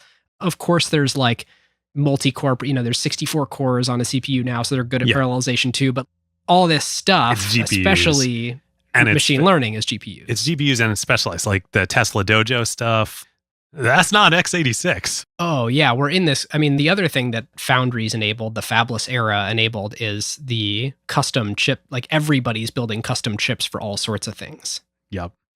So you got these two big golden opportunities that are coming online. And Morris is like, I got this. And we should clarify too, I think Tesla uses Samsung. Oh, interesting. I didn't know not that. TSMC, or at least for part of it. And I think they actually even fab their chips in Austin in the US. Really? Yeah. So I can't imagine that's going to last. This is like the beginning of the what everyone's sort of hoping for in the US is this return to American manufacturing of chips. They're going to have to go to TSMC though in the next generation because you want 3 nanometer. It depends. I mean, it depends what the workloads are and if you need I guess so. It depends what you need. Well, anyway, point is, Intel's dominance is over. And the index on all that's going to take over is TSMC. Yep. And Morris, riding back in, he comes in, he gets these deals done. So like the Apple deal, 2012, Morris Chang, 78, 80 years old. And I think the Apple rep on that was Jeff Williams, the classic Tim Cook's Tim Cook. That's right. I think there was something where it was even like one went over to the other's house for dinner or something, and it was like a living room conversation to ink the deal for, hey, we bought this company, PA Semi. We've been designing our own chip architecture in-house. We're going to launch, I think it was the A4. Yeah, I think that was the first one. Yep. And it was Apple basically saying, we think a lot of people are going to buy a lot of iPhones in the future, and we are competing head-to-head with Samsung because they're a company that is not clear on strategy. They have a consumer angle here with the Galaxy phones. They think they're also kind of a foundry. And Jobs hated Samsung famously. Right? What did he call them? He called them some derogatory term. Well, there's been a few interesting things. There was Steve Jobs saying he was going to wage thermonuclear war. That was on Google, right? I think that was Google. But he had some Samsung, they're just copied, something that really put them in. It was about the lawsuits. It was when they kept stealing Apple's designs. Yeah. And then there was something else where this is later, but Tim Cook read the quote on stage about it being a toxic hell stew. Well, it doesn't get any better than that. No. But Bloomberg reported that it was a really big risk for both companies, both Apple and TSMC. Apple was relying on a company that was then seen as an also-ran. And the quote is, I think this is actually Jeff Williams, if we were to bet heavily on TSMC, there would be no backup plan. And for TSMC, it meant an initial investment of $9 billion. Fabs are expensive to build, and devoting 6,000 employees to building a dedicated plant for Apple in just 11 months. It took several years before it even began producing the chips. So that was in 2010. And then I think 2012 was the launch of the A4, designed by Apple, built on the PA Semi acquisition, and of course, fabbed by TSMC. And I think it wasn't until the iPhone 6, which was what, 2014, 2013, something like that? That they were solely TSMC? I think so. And that was like the huge hit product. Because remember, the 6 was when they first increased the screen size. And those things flew off the shelves. I'm pretty sure some iPhones had Samsung fabbed A4s and 5s in them, and some had TSMC fabbed ones. But I think by the 6, all iPhones were huge winners, but I think the 6 was like mega winner. And I think that was all TSMC. Huh. $9 billion of manufacturing capacity just for a deal with one company paid off. That was a bet the farm deal. And kind of like something only Morris could do. Totally. Right. I mean, it really speaks to founder gravitas. Yeah. Even if he had no equity as a founder. No equity that he didn't buy. So after getting that deal done in 2013, Morris steps down as CEO again, but he stays on as chairman. And then finally, once it all plays out and TSMC is on top, in June of 2018, Morris retires, presumably for real. He even stepped down from the chairman role this time. Fully retires from chairman at age 86. Oh my God. Crazy. Wow. So that was 2018. So, I mean, let's talk about now. So 2020, TSMC, we alluded to this, operating profit of $20 billion on $48 billion of revenue. They took 17 of the $20 billion in operating profit and plowed it all back into CapEx last year in 2020. Beginning of this year, January 2021, they give guidance that they will raise CapEx from 17 last year in 2020 to 25 to 28 billion in 2021. In April of this year, 2021, they raised it again to 30 billion forecast for the year and 100 billion over the next 3 years. That's like the real shot across the bow that everybody wakes up, the financial markets wake up and they're like, holy crap, TSMC has cornered the market. Even Samsung's not going to be able to keep up with this. It's wild. All right, listeners, it is time to talk about one of our favorite companies, Statsig. It's funny, David, Statsig has gone from this little startup when we first started working with them a couple of years ago to this total powerhouse now. I know, it's wild. I was looking it up and they have added all these customers since we started working together. OpenAI, Figma, Atlassian, Vercel, Notion, tons more. At this point, if there's a growth stage tech company out there, there's a pretty good chance they're using Statsig. Yep. So listeners, if you are unfamiliar with Statsig, they basically took what was the standard product infrastructure at every big tech company, and they built it as a standalone company. This includes advanced experimentation tools, A/B testing, feature flags, product analytics, session replays, and more. So if you're building the next great software company, this sort of infrastructure is essential because it allows your product and engineering teams to release things quickly, measure the impact of them, and track progress over time. Totally. So, I mean, as we've talked about on the show forever at companies like Facebook or Netflix, data was just a part of how everything was built, which contributed to all the crazy bottoms-up organic growth that they had. Now with Statsig, you can get that from day one at your startup. And today, they're not only trusted by startups, but also by more mature enterprises like Bloomberg and Microsoft and Electronic Arts. Turns out that a single system for data-driven product decisions is useful at any scale. Yeah, and by the way, the scale they're operating at is completely insane. They process over 2 trillion events per day now. By the way, David, this is updated. The last I checked, it was 1 trillion, and then this morning I pulled it up, 2 trillion. And they handle releases to billions of end users. If you're listening to this podcast and you've used software in the last few years, there is a very good chance you've been a part of many experiments orchestrated by Statsig. Yeah, it's just awesome. And as they've gone up market, they've also started to offer some interesting deployment models, like being able to run the whole thing natively inside your existing data warehouse, or just using StatSig's fully hosted solution. If you want to leverage StatSig to grow your business, there are a bunch of great ways to get started. StatSig has a very generous free tier for small companies, a startup program with 1 billion free events, that's $50,000 in value, and significant discounts for enterprise customers. To get started, go to statsig.com/acquired and just tell them that Ben and David sent you. Thank you, StatSig. So more on today, David. Yeah. TSMC today. Well, okay, so speaking of data, I think this is the data point that really kind of says everything. So since the first IPO in Taiwan in 1994, TSMC has had compound annual revenue growth of 17.4% for 27 years. Revenue growth. 17.4% compounded for 27 years. Now, the IRR, the equivalent on valuation on market cap, so it was 4 billion market cap at the Taiwan IPO in 1994. Today it is 550 billion. So that is a 19.9% IRR starting from a $4 billion base over the last 27 years. So 20% IRR over 27 years. Incredible by any means. Starting from a $4 billion base. It is now currently, as we record, the 9th most valuable company in the world. And I think other than Saudi Aramco, it is the only company in the top 10 that we haven't done on acquired. Ooh, interesting. Yeah, the U.S. oil companies are no longer Correct. in the top 10. But Berkshire That might be is foreshadowing some future episodes Ayo. this season. Ooh. I mean, they're in hallowed grounds at this point. The other thing, that just talking about financials today, so crazy that they grew 31% in revenue from 2019 to 2020. They doubled their CAGR from 2019 to 2020. Yeah, it's nuts. Talk about accelerating growth. Okay, so in 2020, their adjusted net income was $17 billion. How are they going to go spend $100 billion over 3 years? Is that going to be out of profits of each of those years, or do you think they're doing some kind of financing? I don't know. I don't know if they've done any financing. I'm quite confident they'll make enough profit to fund it organically because big news just in the past week.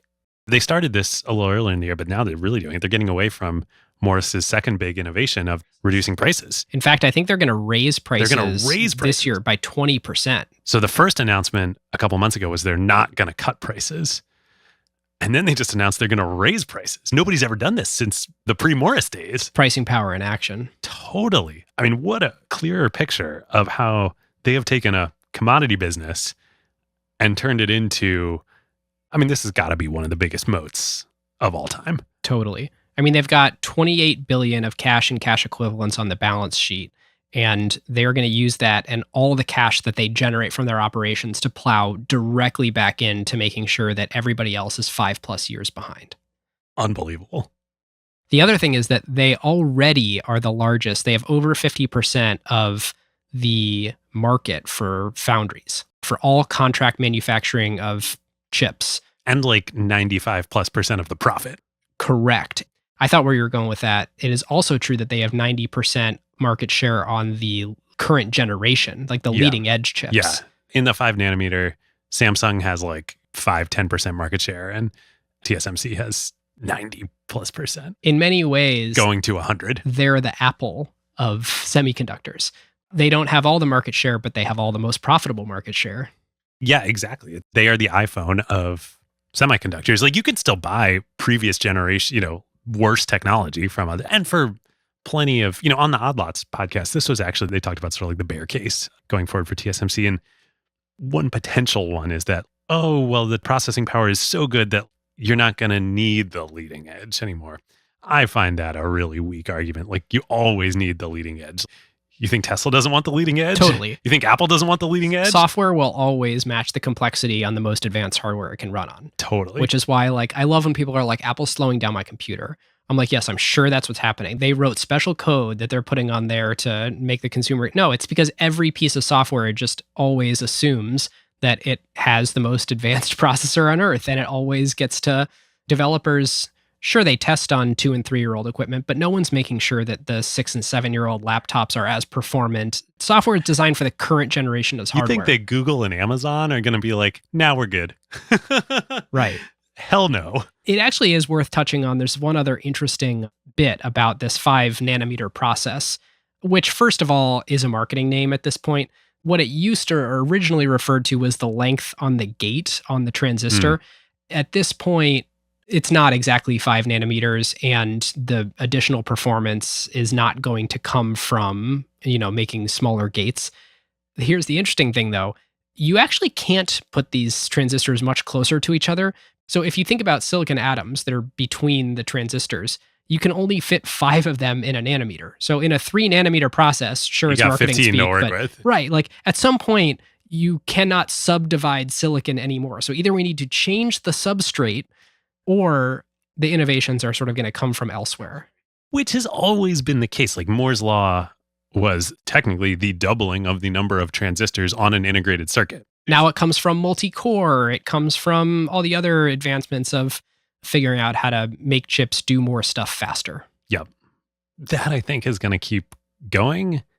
And I think it's going to keep being expensive and getting more expensive. And I think TSMC is the only company that's going to be able to keep up at the leading edge. Yeah. Do you know, David, about Moore's second law? Ooh, no, I don't. So everyone knows about Moore's law, but there's this second one, which is also known as Rock's law, after Arthur Rock. Arthur Rock. Yeah. OG. It states that the cost of a semiconductor chip fabrication plant doubles every 4 years. So with fabs today costing $15, $20 billion, I don't know that that's proven exactly true, but it's certainly... Well, shoot, if we just look at TSMC's CapEx forecasting, they're going from 17 to 30 to 60 over 2 years. So that's way faster than 4 years. So the interesting thing is when you combine these two things, the Moore's law and Moore's second law, it implies that the leading company, the most profitable company, will become a monopoly. Winner take all. There you go. And it's fascinating that both of these things, these laws, aren't actually in conflict, because Moore's law is about, effectively, when you really look at it from a financial perspective, operating expenses when producing at scale. And Rock's law is about the upfront capital expenditures to enable all that production. So it's everything we talk about on the show. It's being able to pile investment into fixed cost as much as possible at huge scale in order to realize the benefits of making as many of the thing as humanly possible at global scale. And TSMC, interestingly, is the most perfect example of this. And I say interestingly because we almost always talk about operating leverage and scale in the context of software on the internet. This is how venture capital started, because actually manufacturing chips, the operating leverage that comes from huge amount of fixed costs into foundries to make chips and then hopefully be very profitable, 50% gross margin on those chips, venture capital financing was built for that, for semiconductors. And it just so happened to work just as well or even better with software on the internet. Even better in the notion that gross margins of software can be 80 to 90%, not 50%. But I would back that down because it doesn't have the sort of moat defensibility characteristics that being able to plow your CapEx into manufacturing capability does. Yeah. Should we do power now? Absolutely. Let's do it. Let's do it. So for folks new to the show, this is one of the discussion topics we do for every episode is we go through Hamilton Helmer's excellent 7 powers. The best business theory book. Totally. We've had Hamilton on the show. He's amazing. Go read the book if you haven't. He identifies 7 powers, essentially sources of defensibility, which he defines as long-term differential profit margins versus your competitors, as we've been talking about on the whole show. Yep. The 7 that he identifies are counter-positioning, scale economies, switching costs, network economies, process power, branding, and cornered resources. And we almost always talk about network economies. We talk about counter-positioning on this show. Sometimes we talk about branding. Sometimes we talk about branding. I think we're talking about none of those this time. Yeah, we sometimes talk about scale economies, which we're going to definitely talk about here, but I think we're going to have our first process power if I'm going to forecast. But let's start. Let's go down the list. Counter-positioning.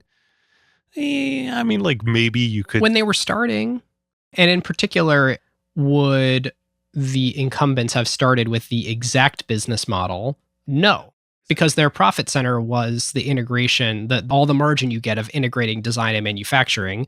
And by saying, nope, we're going to be a pure play manufacturer, TSMC theoretically was saying, no, we're going to take less gross margin and we're just going to make it up in volume. I'm actually not sure it played out that way. I think they have more. Do you know what Intel's gross margins are? I actually don't know. I would suspect they're higher, but I don't know. Right. Yeah, there was counterpositioning here. I don't think I said this when we were going through it, but before TSMC and the pure play foundry model, if you were either a fabless company, one of the very, very few, or you were another IDM and you were trying to get some excess capacity, rent it from another IDM, most of the IDMs, they'll be like, okay, you strong arm them, you got a great strategic relationship, they'll give you some capacity. But they also demanded the right to market your products under their brand too. So like, which obviously TSMC wasn't going to. So yeah, there was counterpositioning. Like the IDMs, there's no way they were going to do what TSMC was going to do. Right. Huh. Okay. Scale economies. Absolutely. That is the biggest, if it's one of the top two with process power. Yep. In my opinion. Switching costs. Well, it's funny. Now there are huge switching. You can't switch off TSMC. No, unless you're going to stop being on the leading edge. If you're going to change from being a phone company to an automotive company, you can switch off of them. Well, I think it's even deeper than that. Again, we haven't gone, listeners probably think we've gone deep technically on this episode. We haven't even scratched the surface. Totally. But yes, if you want the leading edge, now you got to be TSMC. But you got to be so integrated with TSMC to do this. Say you want to switch to Global Foundries or, one of the other competitors out there, of which there are a few. You can't just call up Global Foundries and be like, hey, I'm porting over. Expect my business on Monday. Right. It takes years. Yeah. Because you're so deeply integrated with the process. Yeah. So yeah, big switching costs. Network economies, it's not really worth talking about. Not in the traditional sense. This is not Facebook here. And certainly none of TSMC's customers really benefit from other customers being on it. No, I do think there actually is.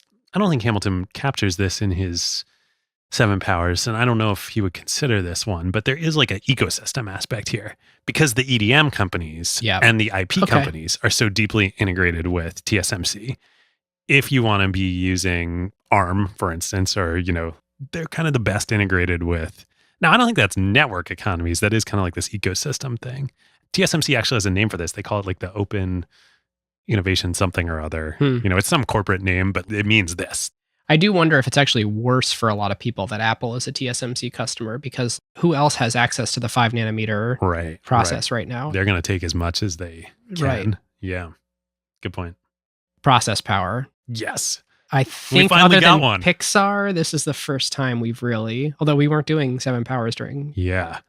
To me, this is the clearest example I could ever imagine of process power. It takes all 40 years of TSMC's history to have arrived at where they are today. And even if 10 people left and tried to start the next TSMC, to be able to create what they've created at this point from scratch, virtually impossible. All of their IP, all of their, people, all of their know-how, all of their relationships with ASML and the like. Yeah, no amount of money can replicate it. I think the only thing that will unseat TSMC is a complete paradigm shift.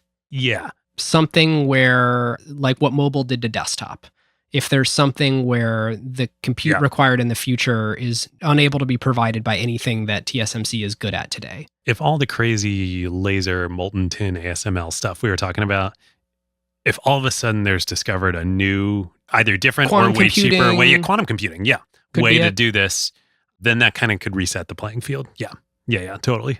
But even little shifts, I bet they'd be fine. If everyone figured out that like, hey, silicon's not the best substrate and we can figure out a better substrate. If there were like an AWS moment, which is funny because TSMC is the AWS equivalent, but where something happened that just made it way cheaper than it used to be, you could now get access to the technology and the know-how orders of magnitude cheaper than it is now. That would take away a big part of their power. But I don't see that happening. No. Absent a paradigm shift, this is TSMC's to lose. They're in the groove. So I think we should skip branding and corner resource for now. It's not really worth talking about. Literally they're antithetical to branding. It's Apple's brand. It's not TSMC. Right. So this is, I think, a good time to enter our geopolitics discussion, because I was thinking about the other way that TSMC could fail would be that China decides the moment is right to go and assert our force and take over Taiwan. Depending on how you see it, either annex Taiwan or assert its, as always claimed, sovereignty in Taiwan. Yes, actually start enforcing what has been right the whole time, I think, as they would sort of say. Yeah. If they were speaking in my casual tone in English from America, then doing all this business with the West, I have to imagine that, assuming that it didn't start a full war, like an actual world war, which it may, then of course they would start using all the TSMC manufacturing capacity for all the Chinese customers. And Huawei's been a TSMC customer for a long time. And is currently cut off. Yeah. So how do you capture that in power? What is the power? Or maybe like, that's a risk. That's like a bear case. Right. Let's not get too specific on this, but maybe in a general sense, how do you capture the power that a company has that comes from regulatory environment? Where would that get classified under? That like they have a lot of room to be operating safely. Maybe cornered resource, I guess. So you're saying this is like an anti-power for this is a weakness. Exactly. Yeah. Exactly. Yeah. I suppose that all that matters is things that you have that your direct competitors don't. So in this strange straw man that I'm putting together, it would really be about what if you were located in a country that none of your competitors were also domiciled in, and being there gave you some special ability to be more profitable than others. Which they had in the beginning with the government of Taiwan. Basically, the mafia boss was like, this is happening. We're going to strong arm all the business leaders in the country to investing in this. We're going to make sure that this happens. Yeah. Okay, well, let's put a pin in that, because you're right. It turns out that it's actually not a perfect power discussion. But the geopolitics thing is interesting. Well, I think it's the bear case. Right. That, to me, absent an enormous computing paradigm shift, is the way that TSMC has an enormous risk in the business. Yeah, totally. Which does make it kind of surprising that, they haven't diversified their geographical operations very much. So this is interesting. So they're facing a lot of pressure for this. They are spending, I think, $12 billion this year to start a plant in Arizona, which will not be the 3 nanometer. I don't even think it'll be the 5 nanometer. It's not their most advanced manufacturing. I think the US is subsidizing in a big way. I think it's part of the Biden administration's most recent bill to try and bring some semiconductor manufacturing here. But they're also starting a fab in Japan that came out on their last earnings call. So they're doing some... And they have operations in China, I believe, too. Yep. They're doing some diversification. But I don't think it's for this reason. I think it's because they're basically getting free money to open fabs in other places. And Morris has even made comments like, I don't think it makes any business sense for us to have the leading edge in those countries, even though those countries want us to have them there. I think it makes sense based on the ecosystem that we've created in Taiwan to keep operating it here. So the question is if it directly helps. Let's take the US, for example. The US's prowess as a semiconductor manufacturing force in the world to have TSMC's Arizona plant, or if it's really just indirect. And the idea is like, let's try this as a first stab. We'll get more people in the US familiar with doing this again in case we need to reshore this. Yes. Yeah. I mean, this is a scary, scary future to contemplate, and I hope to God it doesn't happen. But really the thought exercise here is what would happen if China annexes Taiwan tomorrow? Which is scary for a number of reasons, the smallest of which is this corporate takeover. It's scary for a lot of people, their lives. Yeah, scary, but I wouldn't say it's the smallest. Like everything. Imagine if we didn't have access to leading edge semiconductors.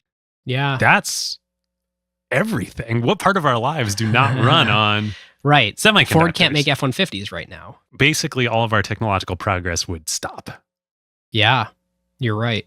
So I think the question is, and I don't know enough to answer this, what would happen? Would it be possible to airlift the process power that TSMC has physically out of Taiwan to somewhere else? You get all the people, ASML now sends the stuff somewhere else, you airlift everybody out, there's an evacuation.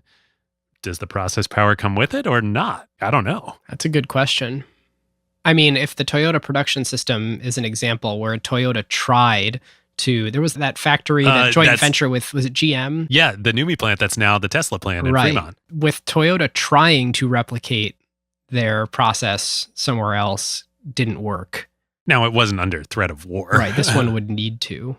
It's actually a good question. If you think about the US's strategic defensive weaknesses, what's more important, having onshore semiconductor capability to continue to advance technology in the nation, or Boeing, our ability to build, which we've always held up as this example of the US needs that to stay US owned, to stay operating, to stay profitable, to stay prosperous, because it is a matter of the US way of life that we're able to protect. Well, Boeing needs semiconductors. That's a great point. So we're now outside our depth, but is it actually more important to have cutting edge semiconductor capability here than airplanes or any of the other sort of defense supply chain? And, maybe the answer here is like Korea. Same situation exists in Korea with Samsung, right? Like North Korea is right there. I've been there.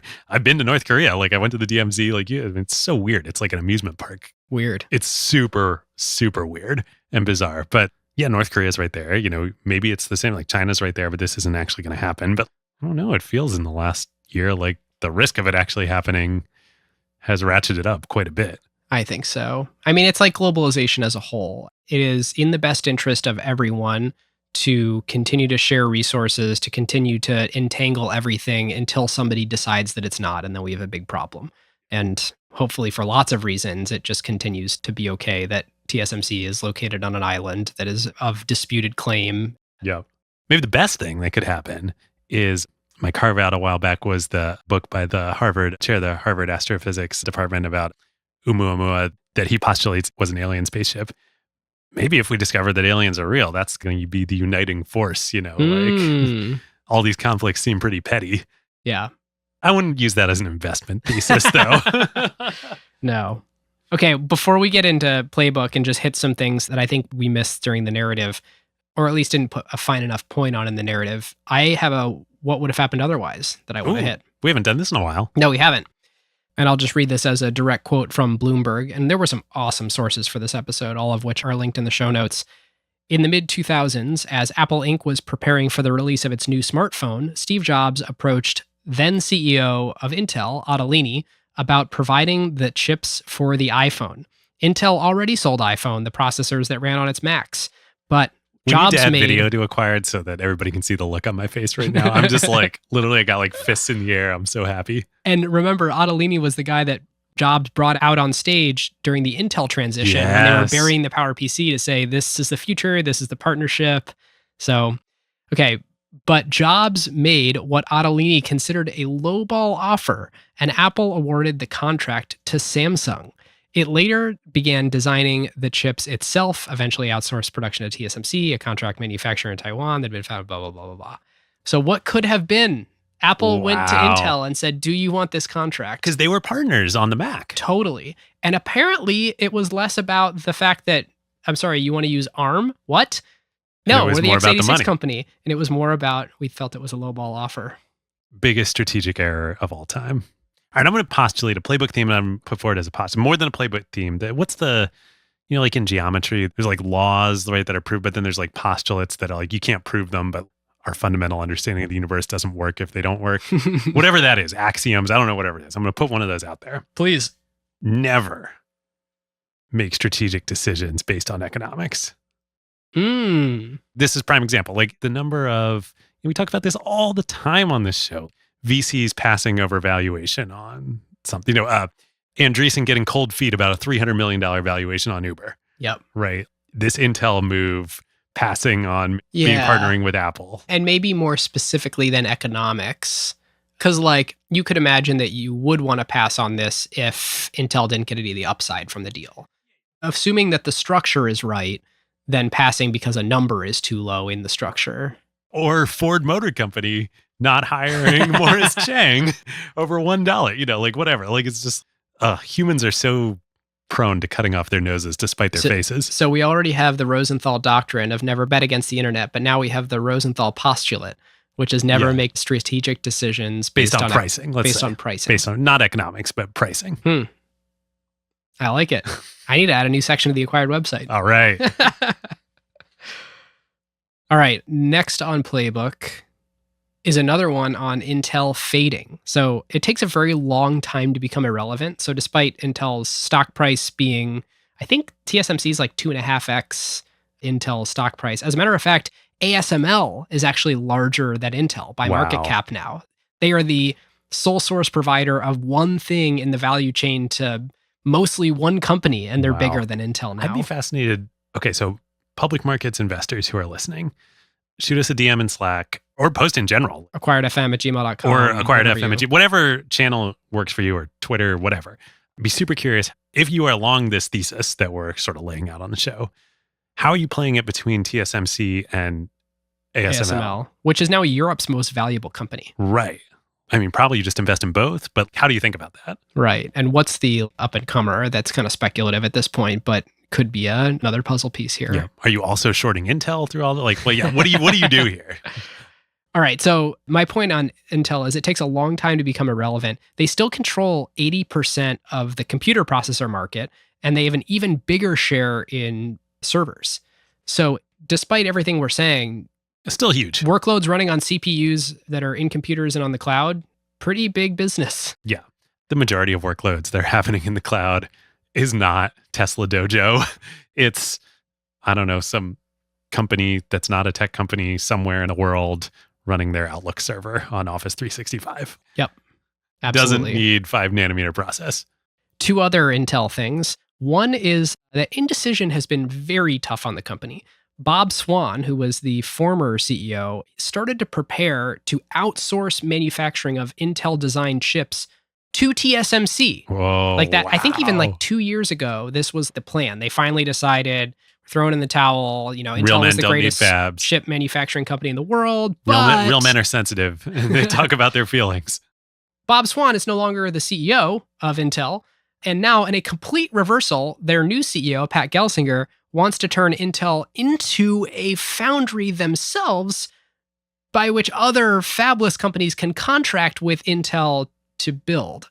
Maybe that's right, but if so, they got to figure out, and I think they're thinking about this the right way because they said it's going to be a fully separate autonomous division. They got to run that like a completely separate independent company of the rest of Intel. And if so, I don't actually know why Intel owns it. Yeah, I mean, well, let's look at AMD here, right? They did this. They spun out their manufacturing into Global Foundries. Which has been good for Global Foundries and AMD. Like Global Foundries is getting ready to IPO. Yep. Yeah, that's probably the right strategic decision, but it's not going so well. I mean, like, it's going fine. It's not TSMC. Right. It's going better probably than if they had not done that, but they're not a winner here. Like, TSMC is the winner. Yeah. I guess the playbook theme there is indecision is paralyzing. I mean, this company has spun its wheels one direction or the other, and all it's done is make itself deeper in the mud. I just looked up. I was trying to remember this. Gelsinger was the VMware CEO. He started his career at Intel and then EMC, and then EMC owned the majority of VMware, and then he became the CEO of VMware. Yeah, and he was the outside candidate to replace Ballmer as Microsoft CEO. No way. Yep. Huh. I hear he's really revered in the organization, that people think he's really gonna make some good change there. We'll see. The last thing on Intel, and it's funny, this is not the Intel episode, but there's a thing that happened here that is very similar to the fact that Kodak developed the digital camera first in their lab. They knew it. They knew this was the future, and they didn't commercialize it because it's impossible to counterposition yourself because of the innovator's dilemma. Intel actually saw extreme UV lithography, EUV, first. So Intel was the biggest early investor in EUV, committing more than $4 billion to it in 2012. Whoa. It was slower than its main rivals, and this is from the Wall Street Journal, in adopting the technology and skeptical about whether it would work. Eventually, Intel calculated that it was a sure bet to try and improve existing ways of handling lithography. And of course, where we are today, EUV completely enabled the next generation of chips to be built that existing ways couldn't. Argument and example for why you need startups. Right? Right? Like, totally. Like, yeah, Intel was there. They invested in it. They saw it, and they were like, they put $4 billion in. And I think even to this day, there is not a shipping Intel chip that was manufactured by Intel using EUV. Wow. That's crazy. You're right. It is the most perfect, pure example of the innovator's dilemma in action. That's why you need startups. Yep. All right. My next one is that if you're only looking at the outcomes that happened, you cannot reverse engineer what the probability that it would happen is. And this is a very abstract way of me saying the strategy of if you build it, they will come that Morris implemented is a bad strategy. And it also worked. Right. Like if this is something's what low Sequoia and Don probability, Valentine hated. They would never invest in developing a market. That was like rule number one. We invest when the market already exists, not when we need to develop it. and this is like the classic problem. This is the knock up here in Seattle. There's a lot of people spinning out of Microsoft, starting companies. Classically, people coming out of Microsoft would always want to build platforms because Microsoft was the platform company, and they would always have too small of an understanding of the market of people that wanted that platform today, and they assumed if you build it, they would come. Morris was that exact problem. And yet, if something is going to be true 10% of the time and fail 90% of the time, 1 out of 10 times it's going to work. And it may have been the case. I guess what I'm saying here is if you're starting a startup, it's impossible to know if this was actually a good strategy or if it was a bad strategy that probabilistically just happened to work. I mean, this is the thing about startups, right? Is there are all these rules, but they can all be broken. There is no formula. Yep, totally. All right, other playbook themes? I just have one more that, again, we talked about a bunch in the episode, but I want to highlight and actually add one spin on here. You know, the Jeff Bezos quote about AWS. As a startup, anything that doesn't make your beer taste better, the analogy back to German beer factories and outsourcing electricity generation. Outsource things that aren't your core competency. Right. Focus on what makes the beer, your beer, whatever that is, proverbially, taste better. And everything that is not that, like finance and accounting, outsource, etc. Double underscore that. But, you know, like this is obvious, so obvious, but obviously Bezos didn't say it directly. And thus, I think we don't highlight it enough. The counterpoint to that is anytime you see something that lots of people, lots of companies are doing that is not making their beer taste better, that is a massive opportunity to go build a platform company. Yeah. That is how you build a platform company. Grading? All right. So we were thinking for grading, look, we could grade like, I don't know, Taiwan's decision to do this. To own 50% of the company at the outset? Yeah, whatever, like, A+, not interesting. So we had the thought, experiment, we'll try this for this episode. Rather than like letter grading this, we'll ask a question. Where does TSMC belong in the pantheon of great technology companies of all time?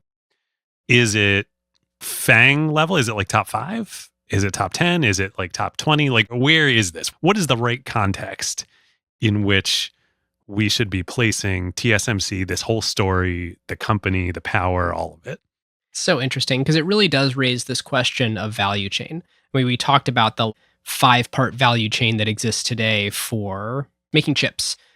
And so it's interesting because you could say, well, it belongs wherever Intel belonged circa 2000. Or you could say, well, the set of products that TSMC manufactures have 100x the scale that Intel in 2000 had. Like if you think about it, all this stuff that everyone's all excited about, every time someone talks about the next wave of computing and they're like machine learning or they're like crypto or they're like 5G, and anything they tell you is something TSMC makes that enables it all. When Mark Andreessen says software is eating the world, it's only eating the world because TSMC has made it so freaking cheap to manufacture silicon. And then you can run whatever you want on that silicon, and it's the cost of compute asymptotically approaches zero because TSMC. So how much do we ascribe to them versus ASML? How much do we ascribe to them versus the entire landscape of talented chip designers out there, including the like 600 chip designers at Apple working on the Apple silicon? Is hard to disambiguate that. So where does it belong? I mean, it's probably the most successful and important B2B hardware company of all time. I think we can safely say at this point, it surpasses Intel. I mean, gosh, right? Like, that's a big statement to say, right? Like Intel, Silicon Valley, the traders say like all of it, Moore's Law. But in compounding, all the value shows up at the end. Yep. So it is true that the value that TSMC will create in the world over the next year, 2 years, 3 years is probably more than the entire silicon industry leading up to this point combined. I mean, hell, they grew 30% last year at like an already unimaginable scale. Right. Like Intel's not doing that. Right. Okay, I think we can say it's above Intel. I probably wouldn't say it is above Facebook, Amazon, Apple, Microsoft, Google in terms of pure value creation in the world.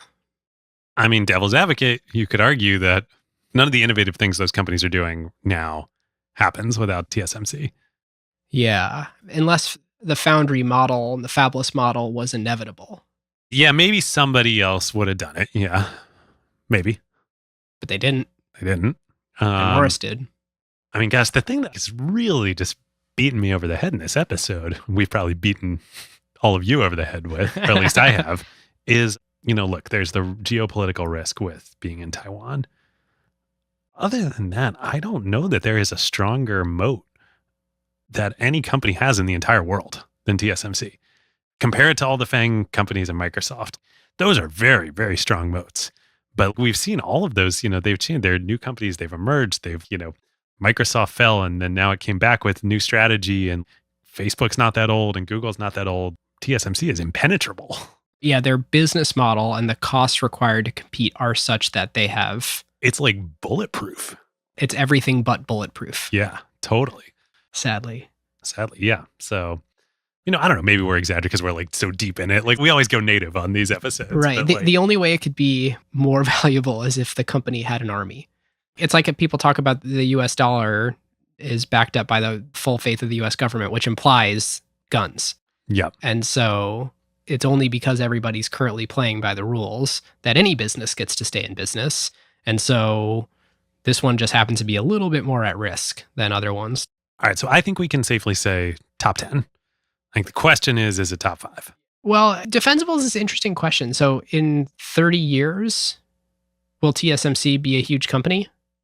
Well, they've got this dynamic going right now with this flywheel where like structurally nobody can catch them. Something unforeseen has to change. But something unforeseen will change because it always changes. Right. Yes. True. Who's had the most similar dynamic in the past? Standard Oil. Either been successful or unsuccessful. Standard Oil is a good one. I mean, that's very different style, but same sort of dynamic with Standard Oil, right? Was they crowded out structurally how they were set up. Nobody else could compete. And the rich kept getting richer. And they kind of still exist. That's the best. That is the best part. They kind of still exist. Yeah. All right. I'm with you. I'll go top 10, but probably not top 5. What I'm wrestling with is how much of it is just marketing. And I don't mean marketing in a bad way, but intentionally TSMC rides under the radar. They intentionally have no brand. Right. The brand is the customers. They want the customers to succeed. So we don't hear all the time about them like we do the FANG companies.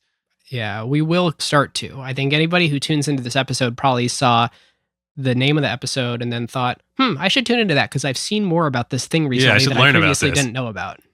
Kind of like we did when we were like, we should do this episode. It's finally time. Yeah. All right. Well, that's where I want to leave it. All right. Well, I'll put a stake in the ground. I'm going to say, I think I'm with you. Top 10, not top 5 yet, but maybe we need to revisit this. I will definitely say it's the most successful B2B hardware company ever.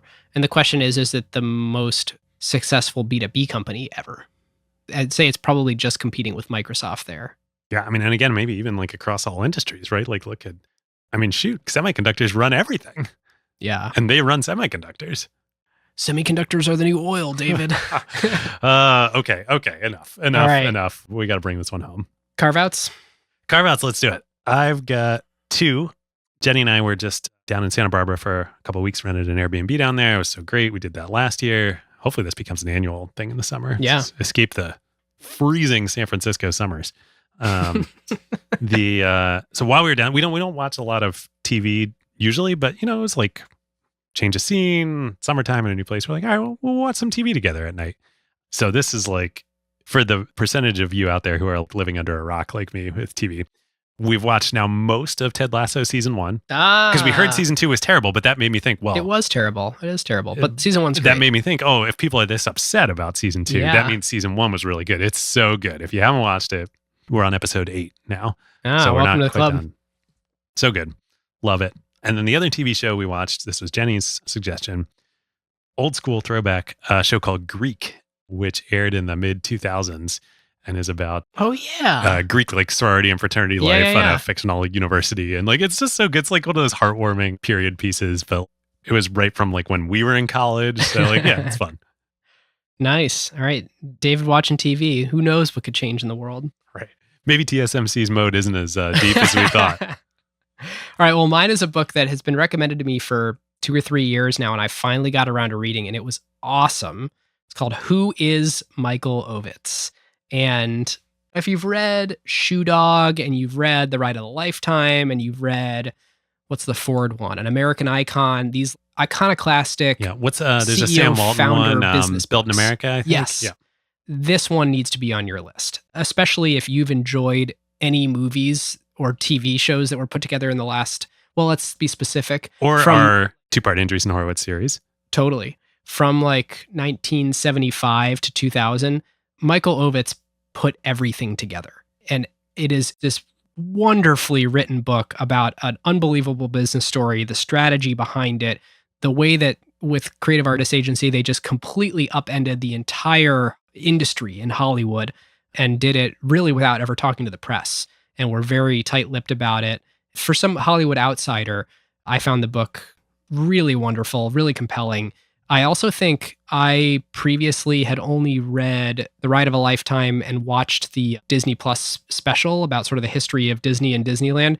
I had a one-sided view of Michael based on just his short tenure at Disney. Yeah. I was going to say, what a great connection with, Acquired and Disney and totally Iger. And what kicked it off was doing the Andreessen episodes and, hearing about how they base it on CAA. So especially if you like those episodes, or if you like the Disney episodes, or if you're a movie fan, or if you like these classic CEO business stories, Who is Michael Ovitz was just an awesome read. So cool. Well, and like all the media that we grew up on, probably even more so because we were kids, but it was the adult movies and the kids movies too. But when you're a kid, and like the adult movie that you really want to see, but Totally. you're too young to see. And just all these such classics like Goodfellas, like that was just my previous carve out, or Jurassic Park, or just everything that they packaged. It's cool to hear how it came to be. Super cool. I don't think we told you at the beginning, but you can join our Slack, acquired.fm/Slack. Come hang out with other talented, smart, good-looking people like yourselves. And with that, listeners, feel free to share the show with a friend. Shout it from the social media hilltops. Yeah. You always say, sometimes you say, but I'll chime in here too. Like, seriously, it's funny. Podcasting is this weird thing, right? There's no viral loop. It's not like, you can share it. Please, share it from social media. We love that. That's great. If you love this episode, you think it's interesting, you think what we do is cool here. But really the way this grows is word of mouth. That is it. People tell their friends, they listen to this episode, they thought it was cool. They think that their friends would really enjoy, learn from listening to this too. So share a thing you liked, share a thing you disagree with us on, whatever it is. If you feel that way, please do that. If you don't feel that way, get in touch with us and tell us why. All right, listeners, we will see you next time. We'll see you next time. Who got the truth? Is it you? Is it you? Is it you? Who got the truth now?